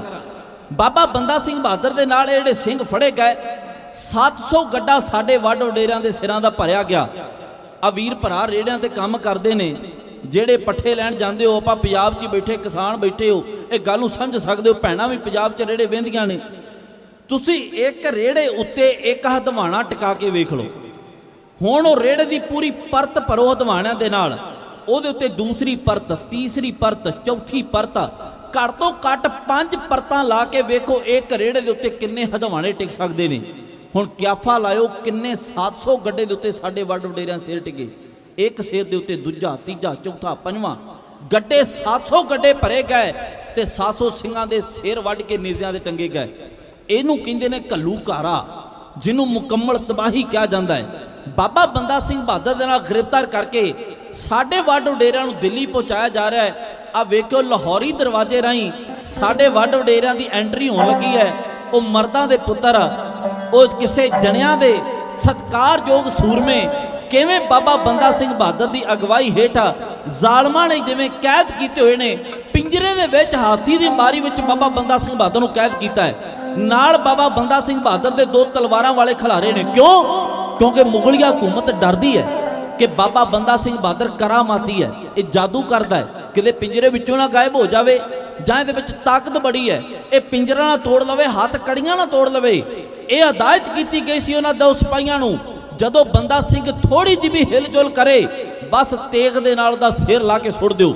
ਹਾਥੀ ਦੀ ਬਾਰੀ ਵਿੱਚ ਕੈਦ ਕਰਕੇ ਬਾਬਾ ਬੰਦਾ ਸਿੰਘ ਬਹਾਦਰ ਬਿਠਾਇਆ ਹੋਇਆ, ਨਾਲ ਉਹਦੇ ਸੂਰਮੇ ਜਿਹੜੇ 26 ਜਰਨੈਲ ਖਾਸ ਹਨ, ਉਹ ਵੀ ਨਾਲ ਕੈਦ ਕਰਕੇ ਖੜ ਰਹੇ ਨੇ। 700 ਸਿੰਘਾਂ ਦੇ ਸਿਰਾਂ ਦੇ ਨੇਜ਼ਿਆਂ ਉੱਤੇ ਟੰਗੇ ਹੋਏ ਨੇ ਤੇ ਦਿੱਲੀ ਵਿੱਚ ਸਾਡੇ ਵੱਡ ਵਡੇਰਿਆਂ ਦੀ ਐਂਟਰੀ ਹੈ। ਸਾਡੇ ਵੱਡ ਵਡੇਰੇ ਦਿੱਲੀ ਦੇ ਦਰਵਾਜ਼ੇ, ਲਾਹੌਰੀ ਦਰਵਾਜ਼ੇ ਰਾਹੀਂ ਕਿਵੇਂ ਅੰਦਰ ਜਾ ਰਹੇ ਨੇ, ਦਰਸ਼ਨ ਕਰਨ ਦਾ ਯਤਨ ਕਰਨਾ। ਉਸ ਵੇਲੇ ਦੀਆਂ ਸਤਰਾਂ ਨੂੰ ਸੀਤਲ ਸਾਹਿਬ ਜੀ ਨੇ ਆਪਣੀ ਮੁਬਾਰਕ ਕਲਮ ਤੋਂ ਉਚਾਰਨ ਦਾ ਯਤਨ ਕੀਤਾ ਹੈ। ਗੌਰ ਕਰਨ ਦਾ ਯਤਨ ਕਰਿਓ, ਪਹੁੰਚੇ ਦਿੱਲੀ ਵਿੱਚ ਜਾਂ ਕਲਗੀਧਰ ਜਾਏ।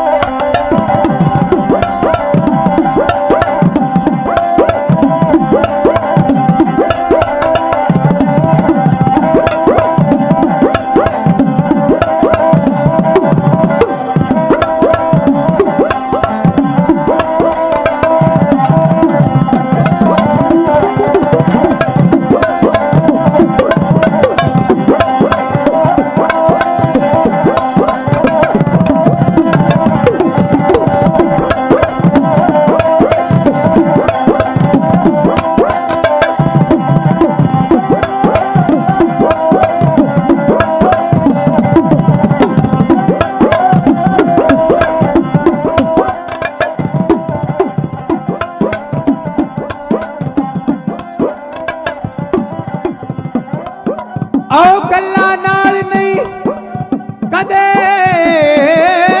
ਕੋਈ ਕੌਮ ਬਣਦੀ, ਤੇ ਕੌਮਾਂ ਨਾਲ ਕੁਰਬਾਨੀ ਦੇ ਬਣਦੀਆਂ ਨੇ। ਆਸ਼ਿਕ ਕੌਮ ਦੇ ਕੌਮ ਤੋਂ ਵਾਰ ਜਾਣਾ,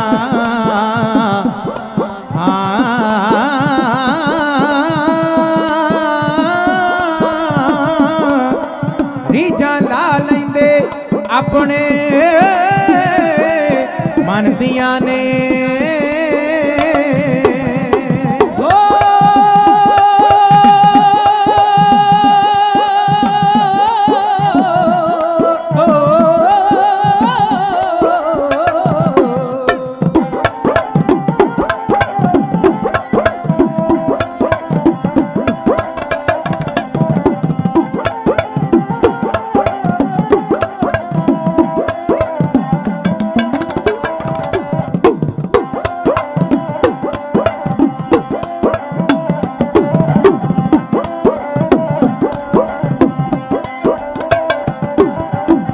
ਪਹੁੰਚੇ ਦਿੱਲੀ ਵਿੱਚ ਤਾਂ ਕਲਗੀਧਰ ਜਾਏ, ਪਹੁੰਚੇ ਦਿੱਲੀ ਵਿੱਚ ਤਾਂ ਕਲਗੀਧਰ ਜਾਏ। ਪੈਰਾਂ ਅੰਦਰ ਬੇੜੀਆਂ ਗਲ ਤੋਕ ਸਜਾਏ।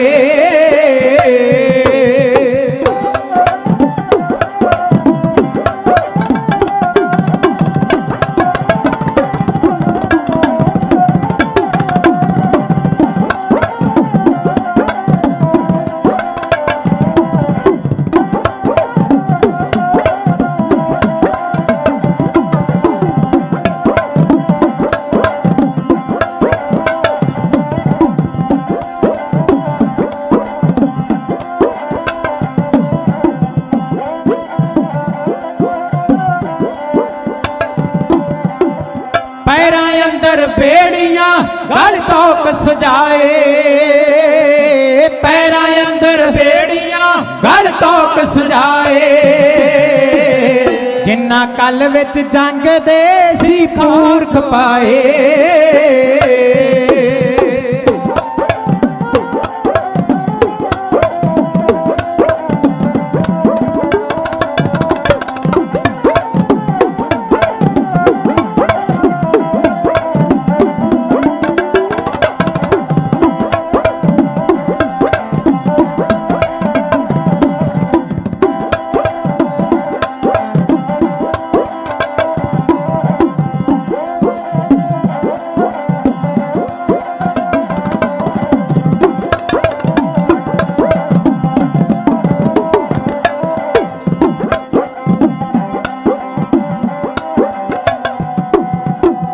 ਜਿਨ੍ਹਾਂ ਕਲ ਵਿੱਚ ਜੰਗ ਦੇ ਸੀ ਪੁਰਖ ਪਾਏ।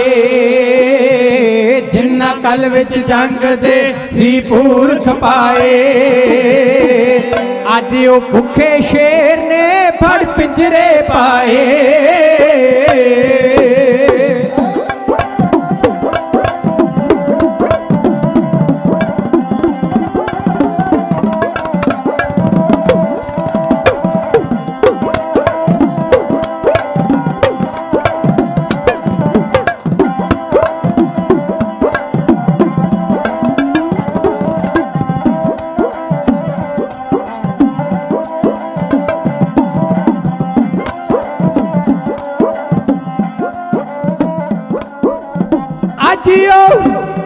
ਭੁੱਖੇ ਸ਼ੇਰ ਨੇ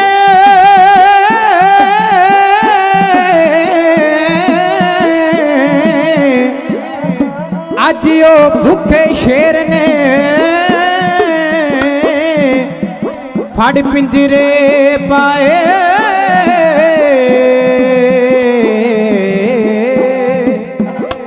ਨਾ ਸੁਣ ਕੇ ਜਿਸ ਬਲੀ ਦਾ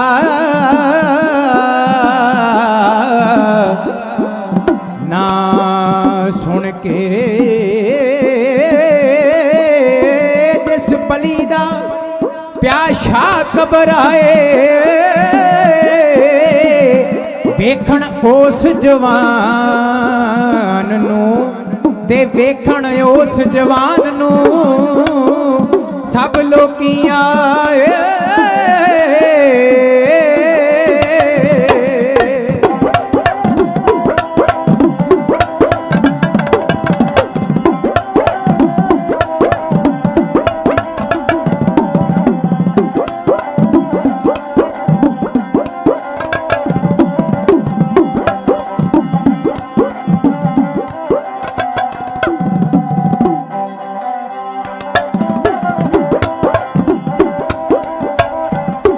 ਓ ਨਾ ਸੁਣ ਕੇ ਜਿਸ ਬਲੀ ਦਾ ਪਿਆਸਾ ਘਬਰਾਏ, ਨਾ ਸੁਣ ਕੇ ਜਿਸ ਬਲੀ ਦਾ ਪਿਆਸਾ ਘਬਰਾਏ,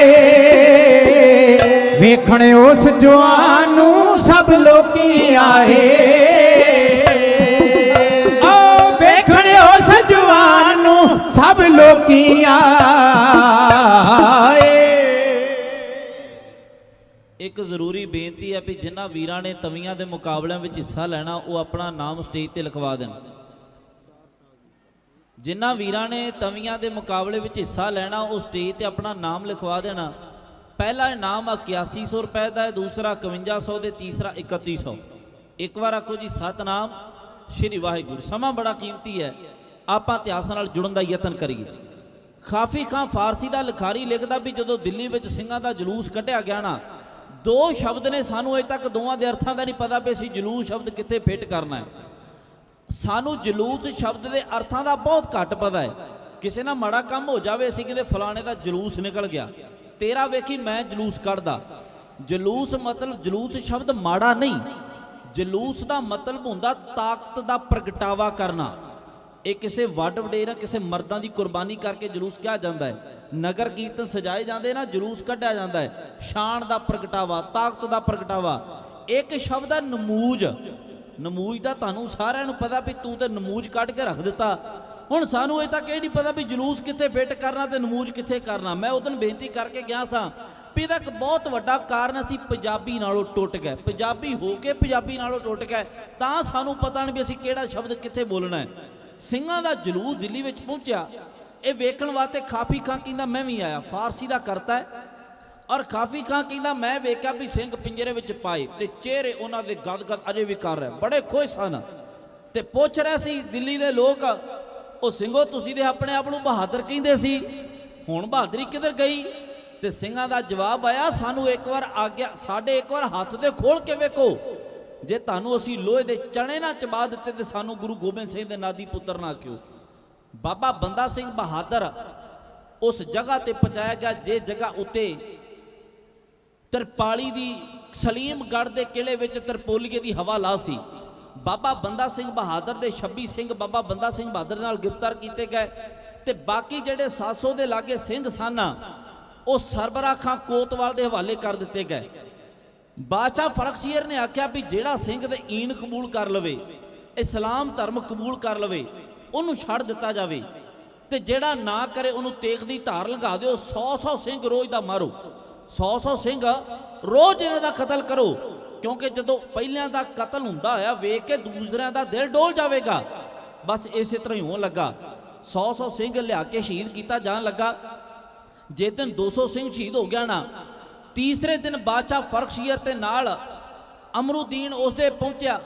ਉਹਨਾਂ ਇੱਕ ਟੋਕਰਾ ਲਿਆ ਰੋਟੀਆਂ ਦਾ ਟੋਕਰਾ ਲਿਆ ਕੇ ਉਸ ਹਵਾਲਾਤ ਦੇ ਸਾਹਮਣੇ ਰੱਖ ਦਿੱਤਾ ਤੇ ਬਾਦਸ਼ਾਹ ਫਰਖਸ਼ੀਰ ਨੇ ਇੱਕ ਰੋਟੀ ਫੜ ਕੇ ਤੇ ਇੱਕ ਜੇਲ੍ਹ ਦੇ ਵਿੱਚ ਸਿੰਘ ਦੇ ਹੱਥੇ ਰੱਖੀ ਵੀ ਸ਼ਾਇਦ ਬੜੇ ਦਿਨਾਂ ਦੇ ਭੁੱਖੇ ਨੇ, ਰੋਟੀ ਖਾ ਲੈਣਗੇ। ਭੁੱਖ ਤੋਂ ਤੜਪੇ ਹੋਏ, ਜਦੋਂ ਇਨਸਾਨ ਭੁੱਖਾ ਹੋਵੇ ਉਦੋਂ ਸਾਰਾ ਕੁਝ ਕਰਦਾ ਹੈ, ਪਰ ਸਿੰਘ ਬਜ਼ੁਰਗ ਸੀ ਅਵਸਥਾ ਕਰਕੇ, ਉਹਦੇ ਹੱਥ ਵਿੱਚ ਰੋਟੀ ਆਈ। ਉਹਨੇ ਰੋਟੀ ਅਗਲੇ ਸਿੰਘ ਨੂੰ ਦੇ ਕੇ ਆਖਿਆ, ਨੌਜਵਾਨਾ ਮੈਂ ਤੇ ਬਜ਼ੁਰਗ ਹਾਂ, ਮੇਰੀ ਤੇ ਲੰਘ ਚੱਲੀ, ਪਤਾ ਨਹੀਂ ਅਗਲਾ ਸਾਹ ਆਉਣਾ ਕਿ ਨਹੀਂ ਆਉਣਾ, ਪਰ ਤੂੰ ਕੌਮ ਦੇ ਲੇਖੇ ਲੱਗ ਜਾਵੇਂਗਾ ਮਰਦਾ, ਆ ਰੋਟੀ ਖਾ 2 ਦਿਨ ਹੋਰ ਜੀ ਲਵੇਂਗਾ। ਉਸਨੇ ਵੇਖਿਆ ਮੇਰਾ ਭਾਈ ਲਾਗੇ ਭੁੱਖਾ ਬੈਠਾ ਤੇ ਮੈਂ ਰੋਟੀ ਖਾਵਾਂ। ਉਸਨੇ ਅਗਲੇ ਦੇ ਹਵਾਲੇ ਕਰਦਿਆਂ ਇਹੋ ਸ਼ਬਦ ਵਰਤੇ। 524 ਸਿੰਘਾਂ ਦੇ ਹੱਥ ਵਿੱਚ ਇਹ ਪ੍ਰਸ਼ਾਦਾ ਹੁੰਦਾ ਹੋਇਆ ਫਿਰ ਪਹਿਲੇ ਬਜ਼ੁਰਗ ਦੇ ਕੋਲ ਆਣ ਪਹੁੰਚਿਆ। ਉਸ ਬਜ਼ੁਰਗ ਬਾਬੇ ਨੇ ਰੋਟੀ ਲੈ ਕੇ ਮਾਰੀ ਬਾਦਸ਼ਾਹ ਫਰਖਸ਼ੀਰ ਦੇ ਮੂੰਹ ਤੇ, ਆਖਿਆ ਉਹ ਜ਼ਾਲਮ ਬਾਦਸ਼ਾਹ, ਇਹ ਗੁਰੂ ਗੋਬਿੰਦ ਸਿੰਘ ਦੇ ਨਾਦੀ ਪੁੱਤਰ ਤੇਰੀਆਂ ਰੋਟੀਆਂ ਤੇ ਨਹੀਂ ਡੋਲਣ ਵਾਲੇ। ਐਵੇਂ ਤੋਮਤਾਂ ਲਾ ਦਿੱਤੀਆਂ ਕਿਸੇ ਨੇ ਵੀ ਸਿੰਘ ਰੋਟੀ ਕਾਰਨ ਬਦਾਵਾ ਲੈ ਕੇ ਦੇ ਆਏ, ਇਹਨਾਂ ਨੂੰ ਭੁੱਖ ਲੱਗੀ ਤੇ ਰੋਸ ਆਏ। ਮੇਰੇ ਕੋਲ ਸਮਾਂ ਨਹੀਂ, ਕਿਤੇ ਸਮਾਂ ਬਣਿਆ ਮੈਂ ਇਹ ਵੀ ਸਾਂਝਾ ਕਰਕੇ ਜਾਵਾਂ ਕਿ ਬਦਾਵਾ ਆਨੰਦਪੁਰ ਸਾਹਿਬ ਲਿਖਿਆ ਹੀ ਨਹੀਂ ਸੀ ਗਿਆ। ਤੁਹਾਡੇ ਮਨ ਵਿੱਚ ਸਵਾਲ ਕਈ ਪੈਦਾ ਹੋ ਗਏ, ਮੈਂ ਇੱਥੇ ਹੀ ਛੱਡ ਚੱਲਿਆ, ਇੱਧਰ ਨਹੀਂ ਮੈਂ ਜਾਣਾ। ਤੇ ਬਦਾਵਾ ਲਿਖਣ ਵਾਲੇ ਕੌਣ ਸੀ, ਪੜਵਾਉਣ ਵਾਲੇ ਕੌਣ ਸੀ, ਕਿੱਥੇ ਲਿਖਿਆ ਗਿਆ, ਉਹ ਕਨਸੈਪਟ ਵੱਖਰਾ ਹੈ। ਸਮਾਂ ਮੇਰਾ ਲਗਭਗ 15 ਮਿੰਟ ਦਾ ਬੱਚਾ, ਮੈਂ ਇੱਕ ਵਣਗੀ ਕਹਿ ਕੇ ਲੰਬੀ ਹੋਣ ਲੱਗਾ। ਗੌਰ ਨਾਲ ਤੇ ਬੜੇ ਗੌਰ ਨਾਲ ਸੁਣਨ ਦਾ ਯਤਨ ਕਰਨਾ। ਇਹ ਸਿੰਘ ਰੋਜ਼ ਸ਼ਹੀਦ ਹੋਣ ਲੱਗੇ। ਇੱਕ ਦਿਨ ਇੱਕ ਮਜੀਠੇ ਤੋਂ ਮਾਤਾ ਆਈ, ਉਹਦੇ ਨਾਲ ਉਹਦੀ ਘਰ ਵਾਲੀ ਹੈ। ਮਜੀਠੇ ਤੋਂ ਮਾਤਾ ਆਈ ਤੇ ਨਾਲ ਉਹਦੀ ਇੱਕ ਨੂੰਹ ਹੈ ਸੱਜ ਵਿਆਹੀ। ਉਹ ਬਾਦਸ਼ਾਹ ਫਰਸ਼ੀਰ ਤੱਕ ਪਹੁੰਚਣਾ ਚਾਹੁੰਦੀ ਪਰ ਕੋਈ ਪਹੁੰਚਣ ਨਹੀਂ ਦਿੰਦਾ। ਆਖਿਰ ਕਰਦਿਆਂ ਕਰਦਿਆਂ ਮਜੀਠੇ ਦਾ ਰਹਿਣ ਵਾਲਾ ਸੀ ਜਿਹੜਾ ਦੀਵਾਨ ਸੀ ਬਾਦਸ਼ਾਹ ਦਾ ਰਤਨ ਚੰਦ, ਉਹਦੇ ਕੋਲ ਜਾ ਪਹੁੰਚੀ। ਕਹਿੰਦੀ ਰਤਨ ਚੰਦ ਤੂੰ ਤੇ ਮੇਰੇ ਪਿੰਡ ਦਾ ਹੈ, ਤੂੰ ਤੇ ਮੇਰਾ ਲਿਹਾਜ਼ ਪੜ, ਮੇਰੀ ਬਾਦਸ਼ਾਹ ਨਾਲ ਇੱਕ ਵਾਰ ਮੁਲਾਕਾਤ ਕਰਾ ਦੇ। ਉਹਨੇ ਆਖਿਆ ਗੱਲ ਕੀ ਹੈ? ਕਹਿੰਦੀ ਮੈਂ ਬਾਦਸ਼ਾਹ ਨੂੰ ਦੱਸਾਂਗੀ, ਤੈਨੂੰ ਨਹੀਂ ਦੱਸ ਸਕਦੀ। ਬਾਦਸ਼ਾਹ ਤੱਕ ਗੱਲ ਪਹੁੰਚਾਈ ਗਈ। ਬਾਦਸ਼ਾਹ ਨੇ ਆਗਿਆ ਦਿੱਤੀ। ਇਹ ਮਾਂ ਆਪਣੀ ਨੂੰਹ ਨੂੰ ਲੈ ਕੇ ਤੇ ਬਾਦਸ਼ਾਹ ਸਾਹਮਣੇ ਗਈ, ਜਾ ਕੇ ਕੀਰਨੇ ਪਾਏ। ਕਹਿੰਦੇ ਜਦੋਂ ਮਾਂ ਰੋਂਦੀ ਉਦੋਂ ਪੱਥਰ ਵਾਦਿਆ ਕਰਦੀ ਹੈ।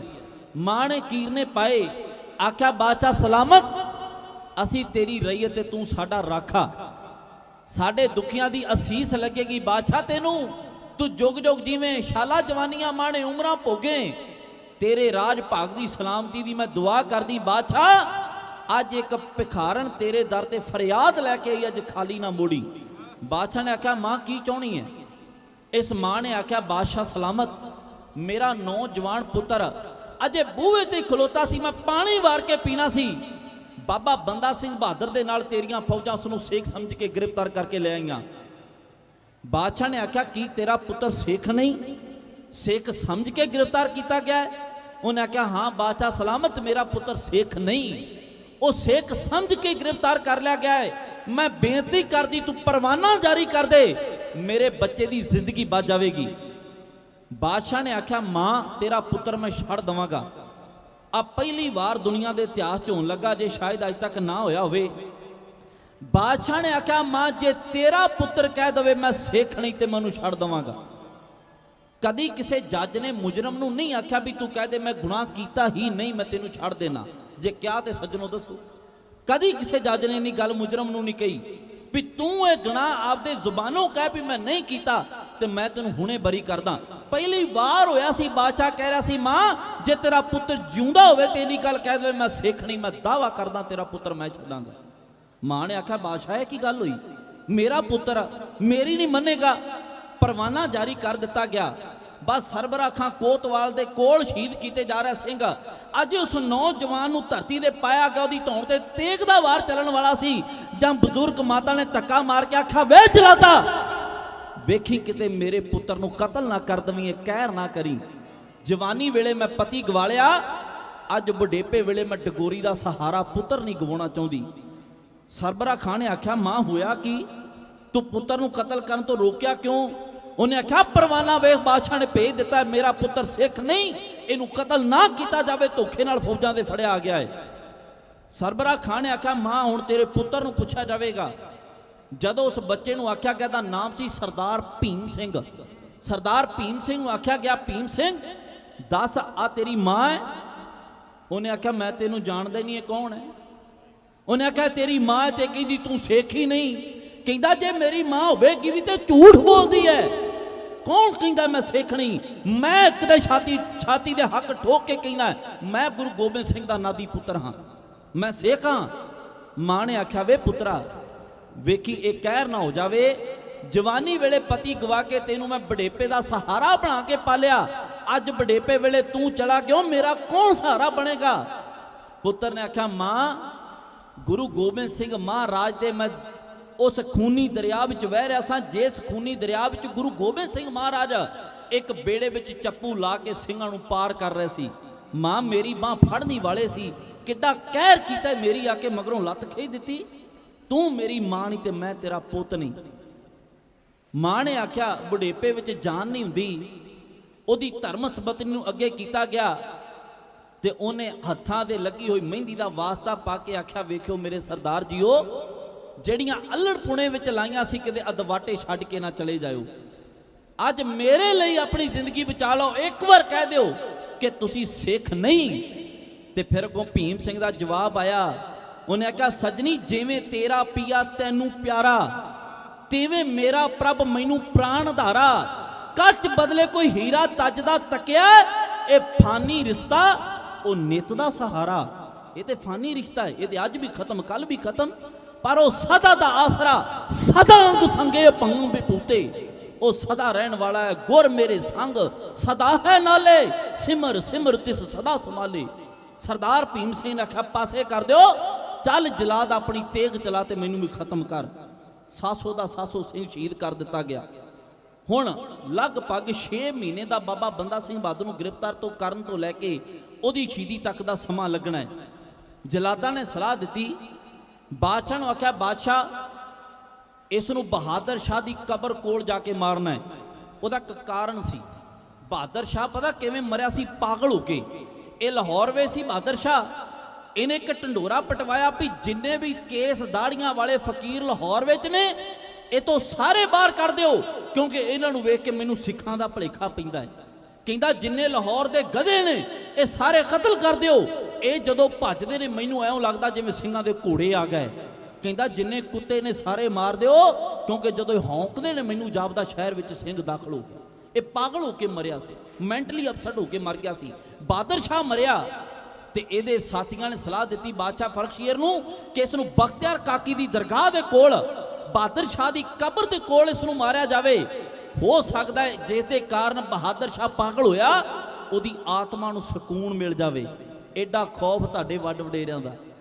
ਸਾਡਾ ਵੱਡ ਵਡੇਰਾ ਬਾਬਾ ਬੰਦਾ ਸਿੰਘ ਬਹਾਦਰ, ਸਿੱਖ ਰਾਜ ਦਾ ਪਹਿਲਾ ਬਾਦਸ਼ਾਹ, ਅੱਜ ਉਸ ਨੂੰ ਸ਼ਹੀਦ ਕਰਨ ਵਾਸਤੇ ਖੜਿਆ ਜਾ ਰਿਹਾ ਹੈ। ਨਾਲ 26 ਸਿੰਘ ਨੇ। ਹੁਣ ਪੁੱਛਿਆ, ਬਾਦਸ਼ਾਹ ਨੇ ਆਖਿਆ, ਬੰਦਾ ਸਿੰਘ ਤੇਰੇ ਜਰਨੈਲਾਂ ਵਿੱਚ ਇੱਕ ਬਾਜ ਸਿੰਘ ਹੈ, ਮੈਂ ਉਹਦਾ ਬੜਾ ਨਾਂ ਸੁਣਿਆ ਪਰ ਮੈਨੂੰ ਪਤਾ ਨਹੀਂ ਉਹ ਬਾਜ ਸਿੰਘ ਕੌਣ ਹੈ, ਦੱਸ ਕੌਣ ਹੈ। 2-3 ਮਿੰਟ ਅੱਗੇ ਹੋ ਗਏ ਤੇ ਮੈਨੂੰ ਮਾਫ ਕਰ ਦਿਓ, ਮੈਂ ਯਤਨ ਤੇ ਕਰਾਂਗਾ ਸਮਾਪਤੀ ਇੱਥੇ ਕਰਾਂ। ਪੁੱਛਿਆ ਬਾਜ ਸਿੰਘ ਕੌਣ ਹੈ ਤੇ ਸਰਦਾਰ ਬਾਜ ਸਿੰਘ ਨੇ ਹੱਥ ਮਾਰ ਕੇ ਛਾਤੀ ਤੇ ਆਖਿਆ, ਜ਼ਾਲਮ ਬਾਦਸ਼ਾਹ ਮੈਨੂੰ ਕਹਿੰਦੇ ਬਾਜ ਸਿੰਘ। ਉਹਨੇ ਆਖਿਆ ਬੜਾ ਨਾਂ ਸੁਣਿਆ ਸੀ ਤੇਰਾ, ਕਿਧਰ ਗਈ ਤੇਰੀ ਤਾਕਤ? ਤੇ ਉਹ ਹੱਥ ਕੜੀਆਂ ਵਿੱਚ ਜਕੜਿਆ, ਮੈਨੂੰ ਲੱਗਦਾ ਹੁਣ ਤੇਰੇ ਪੱਲੇ ਕੱਖ ਨਹੀਂ ਰਿਹਾ। ਤੇ ਬਾਜ ਸਿੰਘ ਨੇ ਆਖਿਆ, ਬਾਦਸ਼ਾਹ ਮੈਨੂੰ ਇੱਕ ਵਾਰ ਮੇਰੇ ਇੱਕ ਹੱਥ ਦੀ ਹੱਥ ਕੜੀ ਖੋਲ ਕੇ ਵੇਖ, ਤੈਨੂੰ ਦੱਸ ਦਵਾਂਗਾ ਬਾਜ ਸਿੰਘ ਕਿਹਨੂੰ ਕਹਿੰਦੇ ਨੇ। ਬਾਦਸ਼ਾਹ ਦੇ ਮਨ ਨੂੰ ਲੱਗੀ, ਉਹਨੇ ਹੁਕਮ ਕੀਤਾ ਸਿਪਾਹੀਆਂ ਨੂੰ ਇਹਦੀ ਹੱਥ ਕੜੀ ਖੋਲੋ। ਅਜੇ ਸਿਪਾਹੀ ਅੱਗੇ ਵਾਧਾ, ਬਾਜ ਸਿੰਘ ਨੇ ਇੱਕ ਐਸਾ ਝਟਕਾ ਮਾਰਿਆ ਕਿ ਹੱਥ ਕੜੀ ਦੇ 2 ਟੋਟੇ ਹੋ ਗਏ। ਸਿਪਾਹੀ ਦੀ ਤੇਹ ਖਿੱਚੀ, ਵਿਦਆਊਟ ਐਵੀਡੈਂਸ ਗੱਲ ਨਾ ਕਰਾਂ, ਸਰਦਾਰ ਬਾਜ ਸਿੰਘ ਨੇ ਤੇਹ ਖਿੱਚ ਕੇ ਹੱਥ ਕੜੀ ਵਾਲੇ ਉਹ ਪਹਿਲਾਂ ਸਿਪਾਹੀ ਨੂੰ ਝਟਕਾਇਆ। ਇਤਿਹਾਸ ਕਹਿੰਦਾ ਵੀ 13 ਸਿਪਾਹੀ ਬਾਦਸ਼ਾਹ ਫਰਖਸ਼ੀਰ ਦੇ ਬਾਜ ਸਿੰਘ ਨੇ ਇਕੱਲੇ ਮਾਰ ਦਿੱਤੇ। ਔਰ ਜਦੋਂ ਬਾਜ ਸਿੰਘ ਵਧਿਆ ਬਾਦਸ਼ਾਹ ਫਰਖਸ਼ੀਰ ਵੱਲ ਤੇ ਬਾਦਸ਼ਾਹ ਅੱਡੀਆਂ ਨੂੰ ਥੁੱਕ ਲਾ ਕੇ ਨਿਕਲ ਗਿਆ। ਫਿਰ ਬਾਜ ਸਿੰਘ ਨੂੰ ਗ੍ਰਿਫਤਾਰ ਕੀਤਾ ਗਿਆ, 26 ਸਿੰਘ ਸ਼ਹੀਦ ਕੀਤੇ ਗਏ। ਵਾਰੀ ਆ ਗਈ ਬਾਬਾ ਬੰਦਾ ਸਿੰਘ ਬਹਾਦਰ ਤੇ ਉਹਦੇ ਸਾਹਿਬਜ਼ਾਦੇ ਦੀ। ਆਖਿਆ ਇਹਦਾ ਪੁੱਤਰ ਹੈ, ਪੁੱਤਰਾਂ ਦਾ ਪਿਆਰ ਬੜਾ ਗੂੜਾ ਹੁੰਦਾ ਹੈ ਮਾਂ ਬਾਪ ਦੇ ਨਾਲ, ਇਹ ਮਮਤਾ ਦਾ ਮਾਰਿਆ, ਮੋਹ ਦਾ ਮਾਰਿਆ ਜ਼ਰੂਰ ਹੀਣ ਮੰਨੇਗਾ। ਆਖਿਆ ਬੰਦਾ ਸਿੰਘ, ਬਾਦਸ਼ਾਹ ਕਹਿੰਦਾ ਵੀ ਜੇ ਤੂੰ ਏਡਾ ਹੀ ਬਹਾਦਰ ਹੈ, ਦੁਨੀਆ ਤੈਨੂੰ ਬਹਾਦਰ ਕਹਿੰਦੀ ਹੈ, ਆ ਫੜ ਕਟਾਰ ਤੇ ਆਪਣਾ ਪੁੱਤਰ ਕਤਲ ਕਰ ਦੇ। ਬਾਬਾ ਬੰਦਾ ਸਿੰਘ ਨੇ ਆਖਿਆ, ਨਾ ਜ਼ਾਲਮ ਬਾਦਸ਼ਾਹ, ਮੇਰੇ ਗੁਰੂ ਗੋਬਿੰਦ ਸਿੰਘ ਨੇ ਮੈਨੂੰ ਕੜਾ ਬਖਸ਼ਿਆ ਏ ਤੇ ਕੜਾ ਇਸ ਕਰਕੇ ਬਖਸ਼ਿਆ ਵੀ ਕਦੀ ਕਿਸੇ ਮਜ਼ਲੂਮ ਉੱਤੇ ਹੱਥ ਨਾ ਉੱਠੇ। ਮਹਾਰਾਜ ਨੇ ਆਖਿਆ, ਕੜਾ ਨਹੀਂ ਇਹ ਕੜੀਆਂ ਗਈਆਂ ਮਾਰੀਆਂ ਨੇ, ਇਹ ਤੁਹਾਨੂੰ ਹੱਥ ਕੜੀਆਂ ਮਾਰੀਆਂ, ਕਿਸੇ ਮਜ਼ਲੂਮ ਉੱਤੇ ਨਹੀਂ ਹੱਥ ਉਠਾਉਣਾ। ਤੇ ਬਾਦਸ਼ਾਹ ਤੇ ਮੇਰਾ ਪੁੱਤਰ ਜੇ ਮੇਰੀ ਗੋਦ ਵਿੱਚ ਤੇਰਾ ਵੀ ਹੁੰਦਾ ਤੇ ਮੋਤੇ ਵੀ ਖੰਜਰ ਨਾ ਚਲਾਉਂਦਾ। ਵੇਖੋ ਸਾਡੇ ਵੱਡ ਵਡੇਰਿਆਂ ਦੇ ਕਰਨੀ ਨਾਮੇ ਤੇ ਬਹਾਦਰੀ। ਉਹਨੇ ਆਖਿਆ, ਜੇ ਤੇਰਾ ਪੁੱਤਰ ਬਾਦਸ਼ਾਹ ਮੇਰੀ ਗੋਦ ਵਿੱਚ ਹੁੰਦਾ ਤੇ ਮੈਂ ਉਸ ਨੂੰ ਵੀ ਕਤਲ ਨਾ ਕਰਦਾ, ਇਹ ਤੇ ਫਿਰ ਮੇਰਾ ਪੁੱਤਰ ਹੈ। ਬਾਦਸ਼ਾਹ ਨੇ ਆਖਿਆ, ਬੰਦਾ ਸਿੰਘ ਜੇ ਤੂੰ ਨਾ ਕਰੇਗਾ ਤੇ ਫਿਰ ਅਸੀਂ ਕਰ ਦੇਵਾਂਗੇ। ਬਾਬਾ ਬੰਦਾ ਸਿੰਘ ਬਹਾਦਰ ਦੀ ਗੋਦ ਵਿੱਚ ਬੈਠਾ ਸੀ ਉਹਦਾ 4 ਸਾਲ ਦਾ ਪੁੱਤਰ ਅਜੈ ਸਿੰਘ। ਆ ਦਰਸ਼ਨ ਕਰਿਓ ਉਸ 4 ਸਾਲ ਦੇ ਸਾਹਿਬਜ਼ਾਦੇ ਦੇ, ਜਿਹੜਾ ਬਾਬਾ ਬੰਦਾ ਸਿੰਘ ਬਹਾਦਰ ਦਾ ਪੁੱਤਰ ਆਪਣਾ ਖੂਨ ਧਰਮ ਦੀਆਂ ਨੀਹਾਂ ਵਿੱਚ ਪਾ ਕੇ ਧਰਮ ਦੀਆਂ ਨੀਹਾਂ ਪੱਕੀਆਂ ਕਰ ਗਿਆ। ਕਿਵੇਂ 4 ਸਾਲ ਦਾ ਅਜੈ ਸਿੰਘ ਕਸਾਈਆਂ ਦੇ ਹੱਥ ਆਇਆ, ਕਿਵੇਂ ਕੋਹ ਕੇ ਉਹਨੂੰ ਸ਼ਹੀਦ ਕੀਤਾ ਜਾ ਰਿਹਾ, ਜ਼ਰਾ ਦਰਸ਼ਨ ਕਰੋ।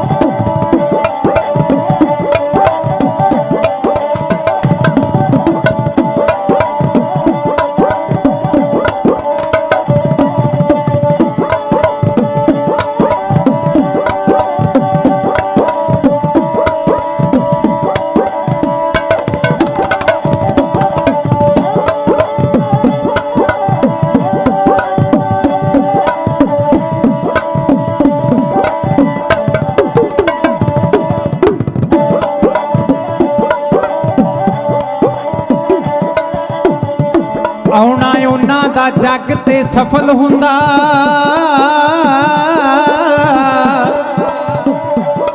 ਆਉਣਾ ਉਹਨਾਂ ਦਾ ਜੱਗ ਤੇ ਸਫਲ ਹੁੰਦਾ। ਦੇਸ਼ ਕੌਮ ਦੇ ਕੰਮ ਜੋ ਆ ਜਾਂਦੇ, ਮਰਦੇ ਨਹੀਂ ਉਹ ਜੱਗ ਤੇ ਅਮਰ ਰਹਿੰਦੇ, ਤੇ ਮਰ ਕੇ ਜਿਉਣ ਦਾ ਢੰਗ ਸਿਖਾ ਜਾਂਦੇ। ਆਓ ਦੀਵਾ ਕੌਮ ਤੇ ਅੜਖਦਾ ਰਹੇ ਬਲਦਾ,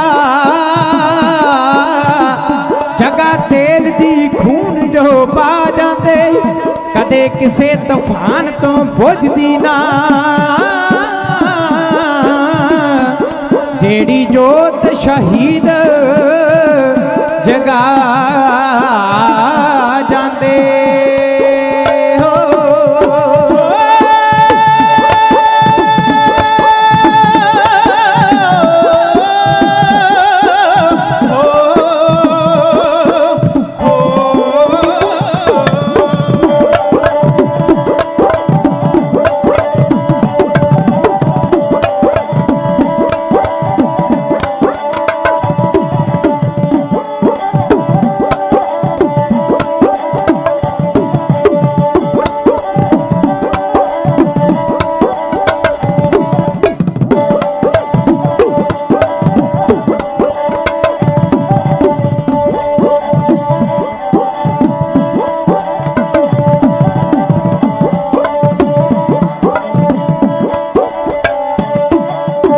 चार साल दी उम्र अजय सिंह हथ कसाइयां आया। 4 साल दी उम्र अजय सिंह हथ कसाइयां आया। 4 साल दी उम्र अजय सिंह हथ कसाइयां आया। 4 साल दी उम्र अजय सिंह हथ कसाइयां आया। आओ लाल पिता दी गोदी अंदर भैया ने कतलाया। लाल पिता दी गोदी अंदर भैया ने कतलाया। लाल पिता दी गोदी अंदर भैया ने कतलाया। ओ लाल पिता दी गोदी अंदर भैया ने कतलाया। लाल पिता दी गोदी अंदर भैया ने कतलाया। आओ छुरियां दे नाल छाती पाड़ी, छुरियां दे नाल छाती पाड़ी, कट दिल बार टकाया। छुरियां दे नाल छाती पाड़ी, कट दिल बार टकाया। छुरियां दे नाल छाती पाड़ी, कट दिल बार टकाया। छुरियां दे नाल छाती पाड़ी, कट दिल बार टकाया। छुरियां दे नाल छाती पाड़ी, कट दिल बार टकाया। और टुकड़े टुकड़े कर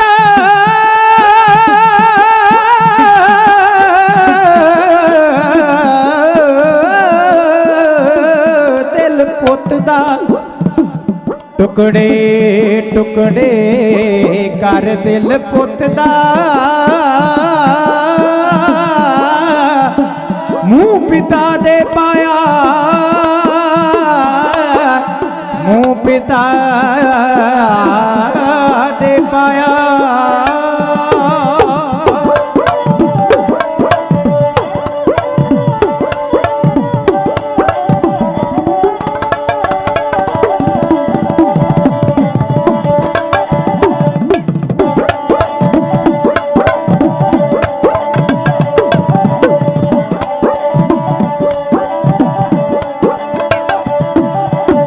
टुकड़े टुकड़े कर दिल पुत दा, मुंह पिता दे पाया।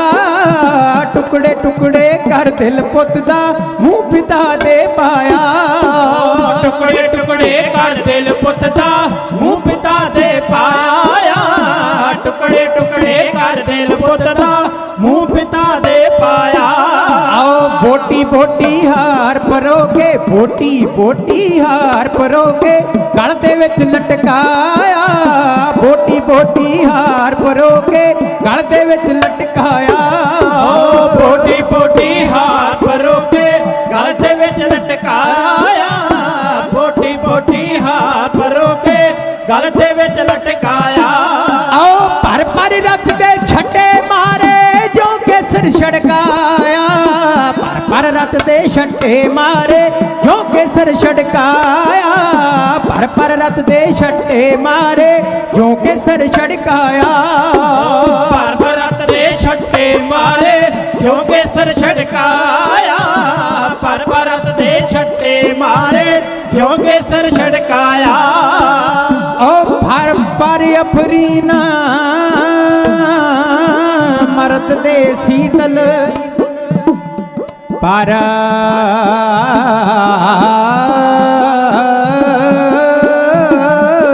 अफरीन मर्द दे शीतल पर अफरीन मर्द दे शीतल ते नहीं जिस चित डुलाया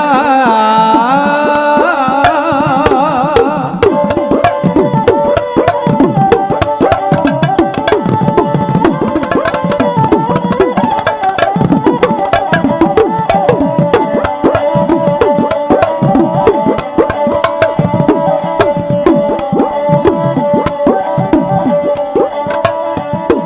शीतल नहीं जिस चित डुलाया पर अफरीन मर्द दे शीतल नहीं जिस चित डुलाया पर अफरीन मर्द दे शीतल नहीं जिस चित डुलाया पर अफरीन मर्द दे शीतल नहीं जिस चित डुलाया पर अफरीन मर्द दे शीतल नहीं जिस चित डुलाया हो 4 ਸਾਲ ਦੀ ਉਮਰ ਅਜੈ ਸਿੰਘ ਹੱਥ ਕਸਾਈਆਂ ਆਇਆ। ਬਾਬਾ ਬੰਦਾ ਸਿੰਘ ਬਹਾਦਰ ਦਾ ਸਪੁੱਤਰ ਅਜੈ ਸਿੰਘ ਜਲਾਦਾਂ ਨੇ ਫੜਿਆ, ਫਿਰ ਤੇਜ਼ ਛੁਰੀਆਂ ਲੈ ਕੇ ਤੇ ਉਸ 4 ਸਾਲ ਦੇ ਪੁੱਤਰ ਦੀ ਛਾਤੀ ਚੀਰ ਕੇ ਰੱਖ ਦਿੱਤੀ। ਛਾਤੀ ਵਿੱਚੋਂ ਧੜਕਦਾ ਹੋਇਆ ਦਿਲ ਧਰਤੀ ਤੇ ਜਾ ਪਿਆ। ਉਸ ਬੱਚੇ ਦੇ ਨਿੱਕੇ ਨਿੱਕੇ ਹੱਥ ਕੱਢ ਦਿੱਤੇ ਗਏ, ਅਰਕਾਂ ਤੋਂ ਕੱਢ ਦਿੱਤਾ ਗਿਆ, ਮੋਢਿਆਂ ਤੋਂ ਕੱਢ ਦਿੱਤਾ ਗਿਆ, ਪੈਰਾਂ ਤੋਂ ਕੱਟਿਆ ਗਿਆ, ਗੋਡਿਆਂ ਤੋਂ ਬੰਨ ਤੋਂ ਕੱਟ ਕੇ ਧੌਣ ਤੇ ਆਖਰੀ ਵਾਰ ਕਰਕੇ ਇੱਕ ਰੱਸੀ ਵਿੱਚ ਮਾਲਾ ਬਣਾ ਦਿੱਤੀ ਗਈ ਉਸ 4 ਸਾਲ ਦੇ ਪੁੱਤਰ ਦੀ। 4 ਸਾਲ ਦਾ ਸਾਹਿਬਜ਼ਾਦਾ ਬਾਬਾ ਬੰਦਾ ਸਿੰਘ ਬਹਾਦਰ ਦਾ ਉਹਦੀ ਮਾਲਾ ਬਣਾ ਦਿੱਤੀ ਗਈ। ਬਾਬਾ ਬੰਦਾ ਸਿੰਘ ਬਹਾਦਰ ਦੇ ਗਲ ਵਿੱਚ ਪਾਈ ਗਈ। ਬਾਬਾ ਬੰਦਾ ਸਿੰਘ ਬਹਾਦਰ ਪੁੱਛਿਆ, ਫਰਖਸ਼ੀਰ ਨੇ ਆਖਿਆ ਬੰਦਾ ਸਿੰਘ ਦੱਸ ਇਹ ਕੀ? ਤੇ ਬਾਬਾ ਬੰਦਾ ਸਿੰਘ ਬਹਾਦਰ ਨੇ ਆਖਿਆ ਬਾਦਸ਼ਾਹ ਇੱਕ ਹਾਰਿਆ ਹੋਇਆ ਇੱਕ ਜਿੱਤੇ ਹੋਏ ਬਾਦਸ਼ਾਹ ਦੇ ਗਲ ਵਿੱਚ ਹਾਰ ਪਾ ਰਿਹਾ। ਬਾਬਾ ਬੰਦਾ ਸਿੰਘ ਬਹਾਦਰ ਦੇ ਪੁੱਤਰ ਦਾ ਦਿਲ ਬਾਬਾ ਬੰਦਾ ਸਿੰਘ ਬਹਾਦਰ ਦੇ ਮੂੰਹ ਨੂੰ ਲਾਇਆ ਗਿਆ। ਪੁੱਛਿਆ ਫਰਖਸ਼ੀਰ ਨੇ ਬੰਦਾ ਸਿੰਘ ਇਹ ਕੀ? ਤੇ ਬਾਬਾ ਬੰਦਾ ਸਿੰਘ ਬਹਾਦਰ ਨੇ ਬੜੀ ਚੜ੍ਹਦੀ ਕਲਾ ਨਾਲ ਜਵਾਬ ਦੇ ਕੇ ਆਖਿਆ ਬਾਦਸ਼ਾਹ ਇੱਕ ਹਾਰਿਆ ਹੋਇਆ ਬਾਦਸ਼ਾਹ ਇੱਕ ਜਿੱਤੇ ਹੋਏ ਬਾਦਸ਼ਾਹ ਦਾ ਮੂੰਹ ਝੁਠਲਾ ਰਿਹਾ। ਫਰਖਸ਼ੀਰ ਨੇ ਹੁਕਮ ਦੇ ਕੇ ਬਾਬਾ ਬੰਦਾ ਸਿੰਘ ਬਹਾਦਰ ਦੇ ਮੂੰਹ ਦੇ ਉੱਤੇ ਉਹਦੇ ਪੁੱਤਰ ਦੇ ਛੱਟੇ ਖੂਨ ਦੇ ਮਰਵਾਏ ਤੇ ਪੁੱਛਿਆ ਬੰਦਾ ਸਿੰਘ ਨੂੰ ਦੱਸ ਬੰਦਾ ਸਿੰਘ ਇਹ ਕੀ? ਤੇ ਬਾਬਾ ਬੰਦਾ ਸਿੰਘ ਬਹਾਦਰ ਨੇ ਆਖਿਆ ਬਾਦਸ਼ਾਹ ਇੱਕ ਹਾਰਿਆ ਹੋਇਆ ਬਾਦਸ਼ਾਹ ਇੱਕ ਜਿੱਤੇ ਹੋਏ ਬਾਦਸ਼ਾਹ ਦੇ ਮੂੰਹ ਤੇ ਕੇਸਰ ਛਿੜਕ ਰਿਹਾ। ਬਾਬਾ ਬੰਦਾ ਸਿੰਘ ਬਹਾਦਰ ਦੇ ਸਾਹਿਬਜ਼ਾਦੇ ਦਾ ਖੂਨ ਦਾ ਤਿਲਕ ਬਾਬਾ ਬੰਦਾ ਸਿੰਘ ਬਹਾਦਰ ਦੇ ਮੱਥੇ ਤੇ ਲਾਇਆ ਗਿਆ। ਤੇ ਫਰਖਸ਼ੀਰ ਨੇ ਆਖਿਆ ਕੀ? ਤੇ ਬਾਬਾ ਬੰਦਾ ਸਿੰਘ ਬਹਾਦਰ ਨੇ ਆਖਿਆ ਬਾਦਸ਼ਾਹ ਇੱਕ ਹਾਰਿਆ ਹੋਇਆ ਬਾਦਸ਼ਾਹ ਇੱਕ ਜਿੱਤੇ ਹੋਏ ਬਾਦਸ਼ਾਹ ਦੇ ਤਿਲਕ ਲਾ ਰਿਹਾ। ਇੱਕ ਤਿਲਕ ਲਾਇਆ ਜਾ ਰਿਹਾ। ਗੁਰੂ ਘਰ ਦੀ ਬਖਸ਼ਿਸ਼ ਅਸੀਂ ਇਸ ਯੋਗ ਨਹੀਂ ਜੋ ਤੁਸੀਂ ਮਾਣ ਸਨਮਾਨ ਬਖਸ਼ ਦਿੰਦੇ ਹੋ। 239 ਸਾਲ ਦੇ ਪੀਰੀਅਡ ਵਿੱਚ ਗੁਰੂ ਨਾਨਕ ਮਹਾਰਾਜ ਤੋਂ ਲੈ ਕੇ ਗੁਰੂ ਗੋਬਿੰਦ ਸਿੰਘ ਤੱਕ ਇਹ 3 ਬਖਸ਼ਿਸ਼ਾਂ ਮਿਲੀਆਂ ਸਨ। ਅੱਜ ਜੋ ਸਾਰੀਆਂ ਸਟੇਜਾਂ ਉੱਤੇ ਗੁਰੂ ਪਾਤਸ਼ਾਹ ਦੇ ਹੁਕਮ ਨਾਲ ਵੀ ਦਿੱਤੀਆਂ ਜਾਂਦੀਆਂ ਨੇ ਤੇ ਕੁਝ ਐਸੀਆਂ ਵੀ ਹੁੰਦੀਆਂ ਨੇ ਜਿਹੜਾ ਪਾਰਟੀ ਬਦਲੇ ਉਹਨੂੰ ਵੀ ਇਹ ਸਰੂਪਾ ਦਿੱਤਾ ਜਾਂਦਾ ਹੈ, ਪਰ ਇਹ ਗੁਰੂ ਘਰ ਵਿੱਚੋਂ ਸਨਮਾਨ ਮਿਲਿਆ, ਇਹ ਪੂਜਣਯੋਗ ਹੈ, ਸਨਮਾਨਯੋਗ ਹੈ। ਬੇਨਤੀ ਕਰ ਰਿਹਾ ਸਾਂ 2 ਮਿੰਟ ਵਿੱਚ ਸਮਾਪਤੀ ਕਰਨ ਦਾ ਯਤਨ ਕਰਾਂ। ਬਾਬਾ ਬੰਦਾ ਸਿੰਘ ਬਹਾਦਰ ਵੇਖਿਆ ਵੀ ਹੁਣ ਫਰਖਸ਼ੀਰ ਨੇ ਡੋਲਣ ਵਾਲਾ ਨਹੀਂ। ਜਿਹੜਾ ਮਰਦ ਆਪਣੇ ਪੁੱਤਰ ਦੀ ਮੌਤ ਉੱਤੇ ਨਹੀਂ ਰੋਇਆ, ਇੱਕ ਵਾਰ ਆਫਰੀਨ ਆਪਣੇ ਮੂੰਹ ਵਿੱਚੋਂ ਸੀ ਤੱਕ ਨਹੀਂ ਆਖਿਆ, ਹਾਏ ਤੱਕ ਨਹੀਂ ਆਖਿਆ, ਉਹ ਬੰਦਾ ਸਿੰਘ ਕਿੱਦਾਂ ਹੁਣ ਡੋਲ ਜਾਵੇਗਾ? ਫਿਰ ਪੁੱਛਿਆ ਬਾਦਸ਼ਾਹ ਨੇ, ਉਹਨੇ ਆਖਿਆ ਤੈਨੂੰ ਮੈਂ ਰਾਜ ਭਾਗ ਦੇ ਦਿਆਂਗਾ, ਮੰਨ ਲੈ ਈਨ। ਤੇ ਬਾਬਾ ਬੰਦਾ ਸਿੰਘ ਬਹਾਦਰ ਨੇ ਜਵਾਬ ਦਿੱਤਾ ਬਾਦਸ਼ਾਹ ਜੋ आशिक हैं सदाकत के वो जीना छोड़ देते हैं, जिस्म को समझकर खिलौना खुशी से फोड़ देते हैं, जुल्म सितम संग दिलियों बेहयाइयों को अपने खून के दरिया से बोड़ देते हैं, ना तख्तों की हूरों हसनों की चाहत बालम, खुदा भी दे खुदाई तो वो मोड़ देते हैं। बादशाह तेरे असी राज भाग नूं की करना, ਜੇ ਕਦੇ ਖੁਦਾ ਵੀ ਖੁਦਾਈ ਦੇਣ ਤੇ ਆ ਜਾਵੇ ਤੇ ਅਸੀਂ ਉਹ ਵੀ ਮੋੜ ਦੇਵਾਂਗੇ। ਅਸੀਂ ਇਹ ਤੇਰਾ ਰਾਜ ਭਾਗ ਨਹੀਂ ਚਾਹੁੰਦੇ, ਅਸੀਂ ਕੇਵਲ ਤੇ ਕੇਵਲ ਗੁਰੂ ਗੋਬਿੰਦ ਸਿੰਘ ਮਹਾਰਾਜ ਦੀ ਗੋਦ ਵਿੱਚ ਬੈਠਣਾ ਹੈ। ਫਿਰ ਬਾਦਸ਼ਾਹ ਨੇ ਆਖਿਆ ਬੰਦਾ ਸਿੰਘ ਕਿਵੇਂ ਮਰਨਾ ਪ੍ਰਵਾਨ ਕਰੇਗਾ? ਸਿਪਾਹੀਆਂ ਨੇ ਆਖਿਆ ਬੰਦਾ ਸਿੰਘ ਦੱਸ ਹੁਣ ਤੈਨੂੰ ਮੌਤ ਕਿਹੜੀ ਪਿਆਰੀ ਲੱਗਦੀ ਹੈ? ਤੇ ਬਾਬਾ ਬੰਦਾ ਸਿੰਘ ਬਹਾਦਰ ਨੇ ਆਖਿਆ ਤੁਸੀਂ ਮੈਨੂੰ ਛੱਡੋ, ਤੁਸੀਂ ਬਾਦਸ਼ਾਹ ਨੂੰ ਪੁੱਛੋ ਜਿਹੜੀ ਮੌਤੇ ਉਹ ਮਰਨਾ ਚਾਹੁੰਦਾ ਉਸੇ ਮੌਤੇ ਮੈਨੂੰ ਮਾਰਿਓ। ਬਾਬਾ ਬੰਦਾ ਸਿੰਘ ਬਹਾਦਰ ਨੂੰ ਅੱਖਾਂ ਕੱਢ ਦਿੱਤੀਆਂ ਗਈਆਂ ਸੀ। ਫਿਰ ਬਾਦਸ਼ਾਹ ਫਰਖਸ਼ੀਅਤ ਦੀਆਂ ਵੀ ਅੱਖਾਂ ਹੀ ਕੱਢੀਆਂ ਗਈਆਂ ਸੀ। ਇਤਿਹਾਸ ਲੰਬੇਰਾ, ਮੈਂ ਉੱਧਰ ਨਹੀਂ ਜਾਣਾ। ਬਾਬਾ ਬੰਦਾ ਸਿੰਘ ਬਹਾਦਰ ਦੇ ਹੱਥ ਕੱਟੇ ਗਏ, ਪੈਰ ਕੱਟੇ ਗਏ, ਸੀਖਾਂ ਜ਼ੰਬੂਰਾਂ ਤੱਤੀਆਂ ਕਰ ਕਰਕੇ ਅੱਖਾਂ ਵੇਦੀ ਲੰਘਾਈਆਂ ਗਈਆਂ ਤੇ ਉਹ ਮਰਦ ਸ਼ਹੀਦ ਹੋਇਆ। ਉਹ ਸੀ ਸਿੱਖ ਰਾਜ ਦਾ ਪਹਿਲਾ ਬਾਦਸ਼ਾਹ, ਸਨਮਾਨਯੋਗ ਬਾਬਾ ਬੰਦਾ ਸਿੰਘ ਬਹਾਦਰ, ਜਿਹਦੀ ਦਾਸਤਾਨ ਮੈਂ ਤੁਹਾਡੇ ਸਾਹਮਣੇ ਕਹਿਣ ਦਾ ਯਤਨ ਕੀਤਾ ਹੈ। ਗੁਰੂ ਕੀ ਸੰਗਤ ਹੋਰ ਕੁਝ ਨਹੀਂ ਨਾ ਕਰਨ ਜੋਗੇ, ਕੁਝ ਨਹੀਂ ਕਰਨ ਜੋਗੇ। ਬਸ ਇੱਕ ਕੰਮ ਜ਼ਰੂਰ ਕਰ ਲਿਆ ਕਰੋ, ਕਦੇ ਆਪਣੇ ਵੱਡ ਵਡੇਰਿਆਂ ਨੂੰ ਆਪਣੇ ਬੱਚਿਆਂ ਵਿੱਚ ਬੈਠ ਕੇ ਯਾਦ ਕਰ ਲਿਆ ਕਰੋ, ਤਾਂ ਕਿ ਸਾਡੇ ਬੱਚਿਆਂ ਨੂੰ ਪਤਾ ਤੇ ਲੱਗੇ। ਠੀਕ ਹੈ, ਮੈਨੂੰ ਪਤਾ ਵੀ ਹੁਣ ਜਿਹੜੀ ਬਿਮਾਰੀ ਚੱਲੀ ਹੈ ਅਸੀਂ ਪੁੱਤਰ ਧੀਆਂ ਪੰਜਾਬ 'ਚ ਨਹੀਂ ਰਹਿਣ ਦੇਣੇ, ਕਿਉਂਕਿ ਸਾਡੀਆਂ ਸਰਕਾਰਾਂ ਹੀ ਇਦਾਂ ਦੀਆਂ ਹੋ ਗਈਆਂ, ਬੇਰੁਜ਼ਗਾਰੀ ਵੱਧ ਗਈ। ਠੀਕ ਹੈ ਨਾ, ਵਿਦੇਸ਼ ਚਲੇ ਤੇ ਜਾਣਾ ਹੈ, ਪਰ ਮੇਰੀ ਬੇਨਤੀ ਵੀ ਕਮ ਸੇ ਕਮ ਬੱਚਿਆਂ ਨੂੰ ਥੋੜਾ ਸਮਾਂ ਆਪਣੇ ਘਰ ਵਿੱਚ ਬਿਠਾ ਕੇ ਨਾ ਆਪਣੇ ਵੱਡ ਵਡੇਰਿਆਂ ਦੇ ਕਰਨੀਨਾਮੇ ਤੋਂ ਯਾਦ ਜ਼ਰੂਰ ਕਰਵਾਇਆ ਕਰੋ, ਤਾਂ ਕਿ ਸਾਡਾ ਇਤਿਹਾਸ ਜਿੰਦਾ ਰਹਿ ਸਕੇ। ਜਿਹੜੀਆਂ ਕੌਮਾਂ ਦਾ ਇਤਿਹਾਸ ਹੀ ਨਹੀਂ ਉਹ ਨਕਸ਼ੇ ਤੋਂ ਖਤਮ ਹੋ ਜਾਂਦੀਆਂ ਨੇ, ਜਿਨ੍ਹਾਂ ਦਾ ਇਤਿਹਾਸ ਸਦਾ ਲਈ ਚੜ੍ਹਦੀ ਕਲਾ ਵਿੱਚ ਰਹਿੰਦੀਆਂ।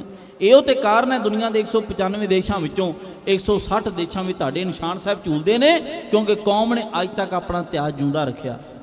ਮੈਂ ਇਤਨੀ ਬੇਨਤੀ ਕਹਿ ਕੇ ਦੀ ਸਮਾਪਤੀ ਕਰਨ ਲੱਗਾ। ਤੁਸੀਂ ਬੇਅੰਤ ਪਿਆਰ ਭੇਜਿਆ ਹੈ, ਭਾਈ ਭਗਵੰਤ ਸਿੰਘ ਜੀ ਵੱਲੋਂ ਬੇਅੰਤ ਪਿਆਰ ਹੈ, ਵੀਰ ਗੁਰਪ੍ਰਤਾਪ ਸਿੰਘ ਜੀ ਉਹਨਾਂ ਵੱਲੋਂ ਬੇਅੰਤ ਅਸੀਸਾਂ, ਮਾਸਟਰ ਅਮਰਪ੍ਰੀਤ ਸਿੰਘ ਜੀ ਉਹਨਾਂ ਦੇ ਗ੍ਰਹਿ ਉਹਨਾਂ ਜਲ ਪਾਣੀ ਛਕਾਇਆ, ਬੇਅੰਤ ਪਿਆਰ ਭਾਈ ਮਲਕੀਤ ਸਿੰਘ ਜੀ ਕੜਾਹ ਪ੍ਰਸ਼ਾਦ ਦੀ ਇੰਚਾਰਜ ਦੀ ਡਿਊਟੀ ਗੁਰੂ ਰਾਮਦਾਸ ਜੀ ਨੇ ਆਪਣੀ ਗੋਦ ਵਿੱਚ ਬਿਠਾਇਆ ਹੋਇਆ। ਗੱਲ ਕਾਦੀ, ਬੜੇ ਨਿੱਘੇ ਥਾਂ ਦੇ ਭਾਇਆ ਮਹਾਰਾਜ ਨੇ, ਬੜੀ ਉੱਚੀ ਸੁੱਚੀ ਸੇਵਾ ਸ਼ਰਧਾ ਭਾਵਨਾ ਨਾਲ ਕਰਦੇ ਨੇ। ਧੰਨਵਾਦ ਹੈ ਉਹਨਾਂ ਦਾ ਜਿਨ੍ਹਾਂ ਨੇ ਸਾਰਿਆਂ ਦਾ ਹੁਕਮ, ਮੈਨੇਜਮੈਂਟ ਕਮੇਟੀ, ਪ੍ਰਬੰਧਕ ਕਮੇਟੀ, ਬਾਬਾ ਫੌਜਾ ਸਿੰਘ ਸਾਹਿਬ ਜੀ ਦੇ ਪਾਵਨ ਸਥਾਨਾਂ ਤੋਂ ਹੁਕਮ ਸਾਡੇ ਤੱਕ ਪਹੁੰਚਾਇਆ। ਉਹਨਾਂ ਸਭ ਦਾ ਧੰਨਵਾਦ। ਵਿੱਚ ਸੰਗਤ ਹਰ ਪ੍ਰਭ ਵਸਿਆ ਜੀਓ, ਸਮੁੱਚੀ ਸੰਗਤ ਦਾ, ਕਦਰਦਾਨੀਆਂ ਦਾ ਇੱਕ ਵਾਰ ਸਮੁੱਚਾ ਅਰਦਾਸਾ ਆਖੋ ਜੀ ਨਾਨਕ ਨਾਮ ਚੜ੍ਹਦੀ ਕਲਾ ਤੇਰੇ ਭਾਣੇ ਸਰਬੱਤ ਦਾ ਭਲਾ ਖੱਬੇ ਹੱਥ ਜੋ ਗਾਰ ਹੈ। ਮੇਰੇ ਪੂਜਾ ਪਿਤਾ ਉਸਤਾਦ ਗਿਆਨੀ ਮਿਲਖਾ ਸਿੰਘ ਮੌਜੀ ਸਾਹਿਬ ਦੇ ਸਪੁੱਤਰ ਭਾਈ ਸਾਹਿਬ ਭਾਈ ਪ੍ਰਭਜੋਤ ਸਿੰਘ ਜੀ BA, ਇਸ ਵੇਲੇ MA ਵਿਦਿਆਰਥੀ ਸਰਿਆਲੀ ਕਲਾਂ। ਸਰੰਗੀ ਮਾਟਰ ਸਾਡੇ ਪ੍ਰੋਫੈਸਰ ਸਾਹਿਬ ਸਰਦਾਰ ਸੁਖਵਿੰਦਰ ਸਿੰਘ ਜੀ ਫਤਿਹਗੜ੍ਹ ਸਬਰਾਜ, ਸਰਦਾਰ ਸ਼ਾਮ ਸਿੰਘ ਟਾਰ ਜੀ ਦੇ ਪਾਵਨ ਸ਼ਹੀਦੀ ਸਥਾਨ ਤੋਂ। ਢਾਡੀ ਭਾਈ ਜਸਬੀਰ ਸਿੰਘ ਜੀ BA, ਗੁਰੂ ਅਮਰਦਾਸ ਦੀ ਪਵਿੱਤਰ ਧਰਤੀ ਗੋਇੰਦਵਾਲ ਸਾਹਿਬ ਤੋਂ। ਅਤੇ ਦਾਸ ਹਮ ਅਵ ਗੁਣ ਭਰੇ ਏਕ ਗੁਣ ਨਾਹੀ ਮਨਬੀਰ ਸਿੰਘ BA, ਇਸ ਵੇਲੇ MA ਵਿਦਿਆਰਥੀ ਅਨੋਖੇ ਅਮਰ ਸ਼ਹੀਦ ਬਾਬਾ ਦੀਪ ਸਿੰਘ ਦੇ ਪਾਵਨ ਜਨਮ ਸਥਾਨ ਤੋਂ। ਭਾਈ ਧੰਨਵਾਦ ਹੈ ਲਾਈਵ ਖਾਲਸਾ TV ਵਾਲਿਆਂ ਵੀਰਾਂ ਦਾ, ਦੂਰ ਦੇਸ਼ਾਂ ਵਿਦੇਸ਼ਾਂ ਵਿੱਚ ਇਹਨਾਂ ਨੇ ਪਹੁੰਚਾਇਆ। ਤੇ ਸਾਊਂਡ ਵਾਲੇ ਵੀਰ ਨੂੰ ਤੇ ਭਾਈ ਜਿਉਂਦਾ ਹੀ ਰਹਿ, ਮਹਾਰਾਜ ਤੇਰੀ ਲੰਮੀ ਉਮਰ ਕਰੇ। ਮੈਂ ਤੇ ਕਹਿੰਦਾ ਵਰਪਾਲਾਂ ਵਾਲੀ ਸੰਗਤ ਜੀ ਇਹ ਪੱਕਾ ਹੀ ਕਰ ਦਿਓ, ਬੜਾ ਸੋਹਣਾ ਸੈੱਟ ਵੀਰ ਨੇ ਕੀਤਾ ਜੇ। ਤੇ ਮਹਾਰਾਜ ਕਿਰਪਾ ਕਰੇ, ਸਤਿਗੁਰੂ ਇਹਨੂੰ ਹੋਰ ਵਾਧਾ ਬਖਸ਼ੇ, ਤਰੱਕੀ ਵਿੱਚ, ਕਾਰੋਬਾਰ ਵਿੱਚ ਇਹਦਾ ਵਾਧਾ ਹੋਵੇ ਤੇ ਗੁਰਸਿੱਖੀ ਜੀਵਨ ਨਾਲ ਜੁੜਿਆ ਰਵੇ। ਗੁਰੂ ਗ੍ਰੰਥ ਸਾਹਿਬ ਜੀ ਦਾ ਰੋਮ ਰੋਮ ਕਰਕੇ ਧੰਨਵਾਦ। ਅਰਦਾਸਾ ਕਰੋ ਜੋ ਤੁਸੀਂ ਦਸਵੰਧ ਦਿੱਤਾ ਹੈ ਸਾਡੇ ਚੰਗੇ ਥਾਂ ਦੇ ਲੱਗੇ, ਚੰਗੀਆਂ ਕਿਤਾਬਾਂ, ਚੰਗੇ ਗ੍ਰੰਥ ਨਰੋਲ ਢਾਡੀ ਕਲਾ ਲੈ ਕੇ ਫਿਰ ਤੁਹਾਡੇ ਸਾਹਮਣੇ ਆ ਸਕੀਏ। ਇਹਨਾਂ ਕੁਝ ਕਹਿੰਦੇ ਖਿਮਾ ਦੇ ਜਾਚਕ। ਵਾਹਿਗੁਰੂ ਜੀ ਕਾ ਖਾਲਸਾ, ਵਾਹਿਗੁਰੂ ਜੀ ਕੀ ਫਤਿਹ। ਇਹ ਸਨ ਪੰਥ ਦੇ ਮਹਾਨ ਢਾਡੀ ਗਿਆਨੀ ਮਨਵੀਰ ਸਿੰਘ ਜੀ ਪਹੁਵਿੰਡ, ਜਿਨ੍ਹਾਂ ਨੇ ਛੋਟੀ ਉਮਰ ਦੇ ਵਿੱਚ ਸਖਤ ਮਿਹਨਤ ਕਰਕੇ ਪੰਥ ਦੇ ਮਹਾਨ ਵਿਦਵਾਨਾਂ ਦੇ ਵਿੱਚ ਆਪਣਾ ਨਾਮ ਲਿਖਵਾ ਲਿਆ ਹੈ। ਉਹਨਾਂ ਦਾ ਇੱਥੇ ਆਉਣ ਤੇ ਪ੍ਰਬੰਧਕ ਕਮੇਟੀ ਵੱਲੋਂ, ਨਗਰ ਵੱਲੋਂ ਜੀ ਆਇਆਂ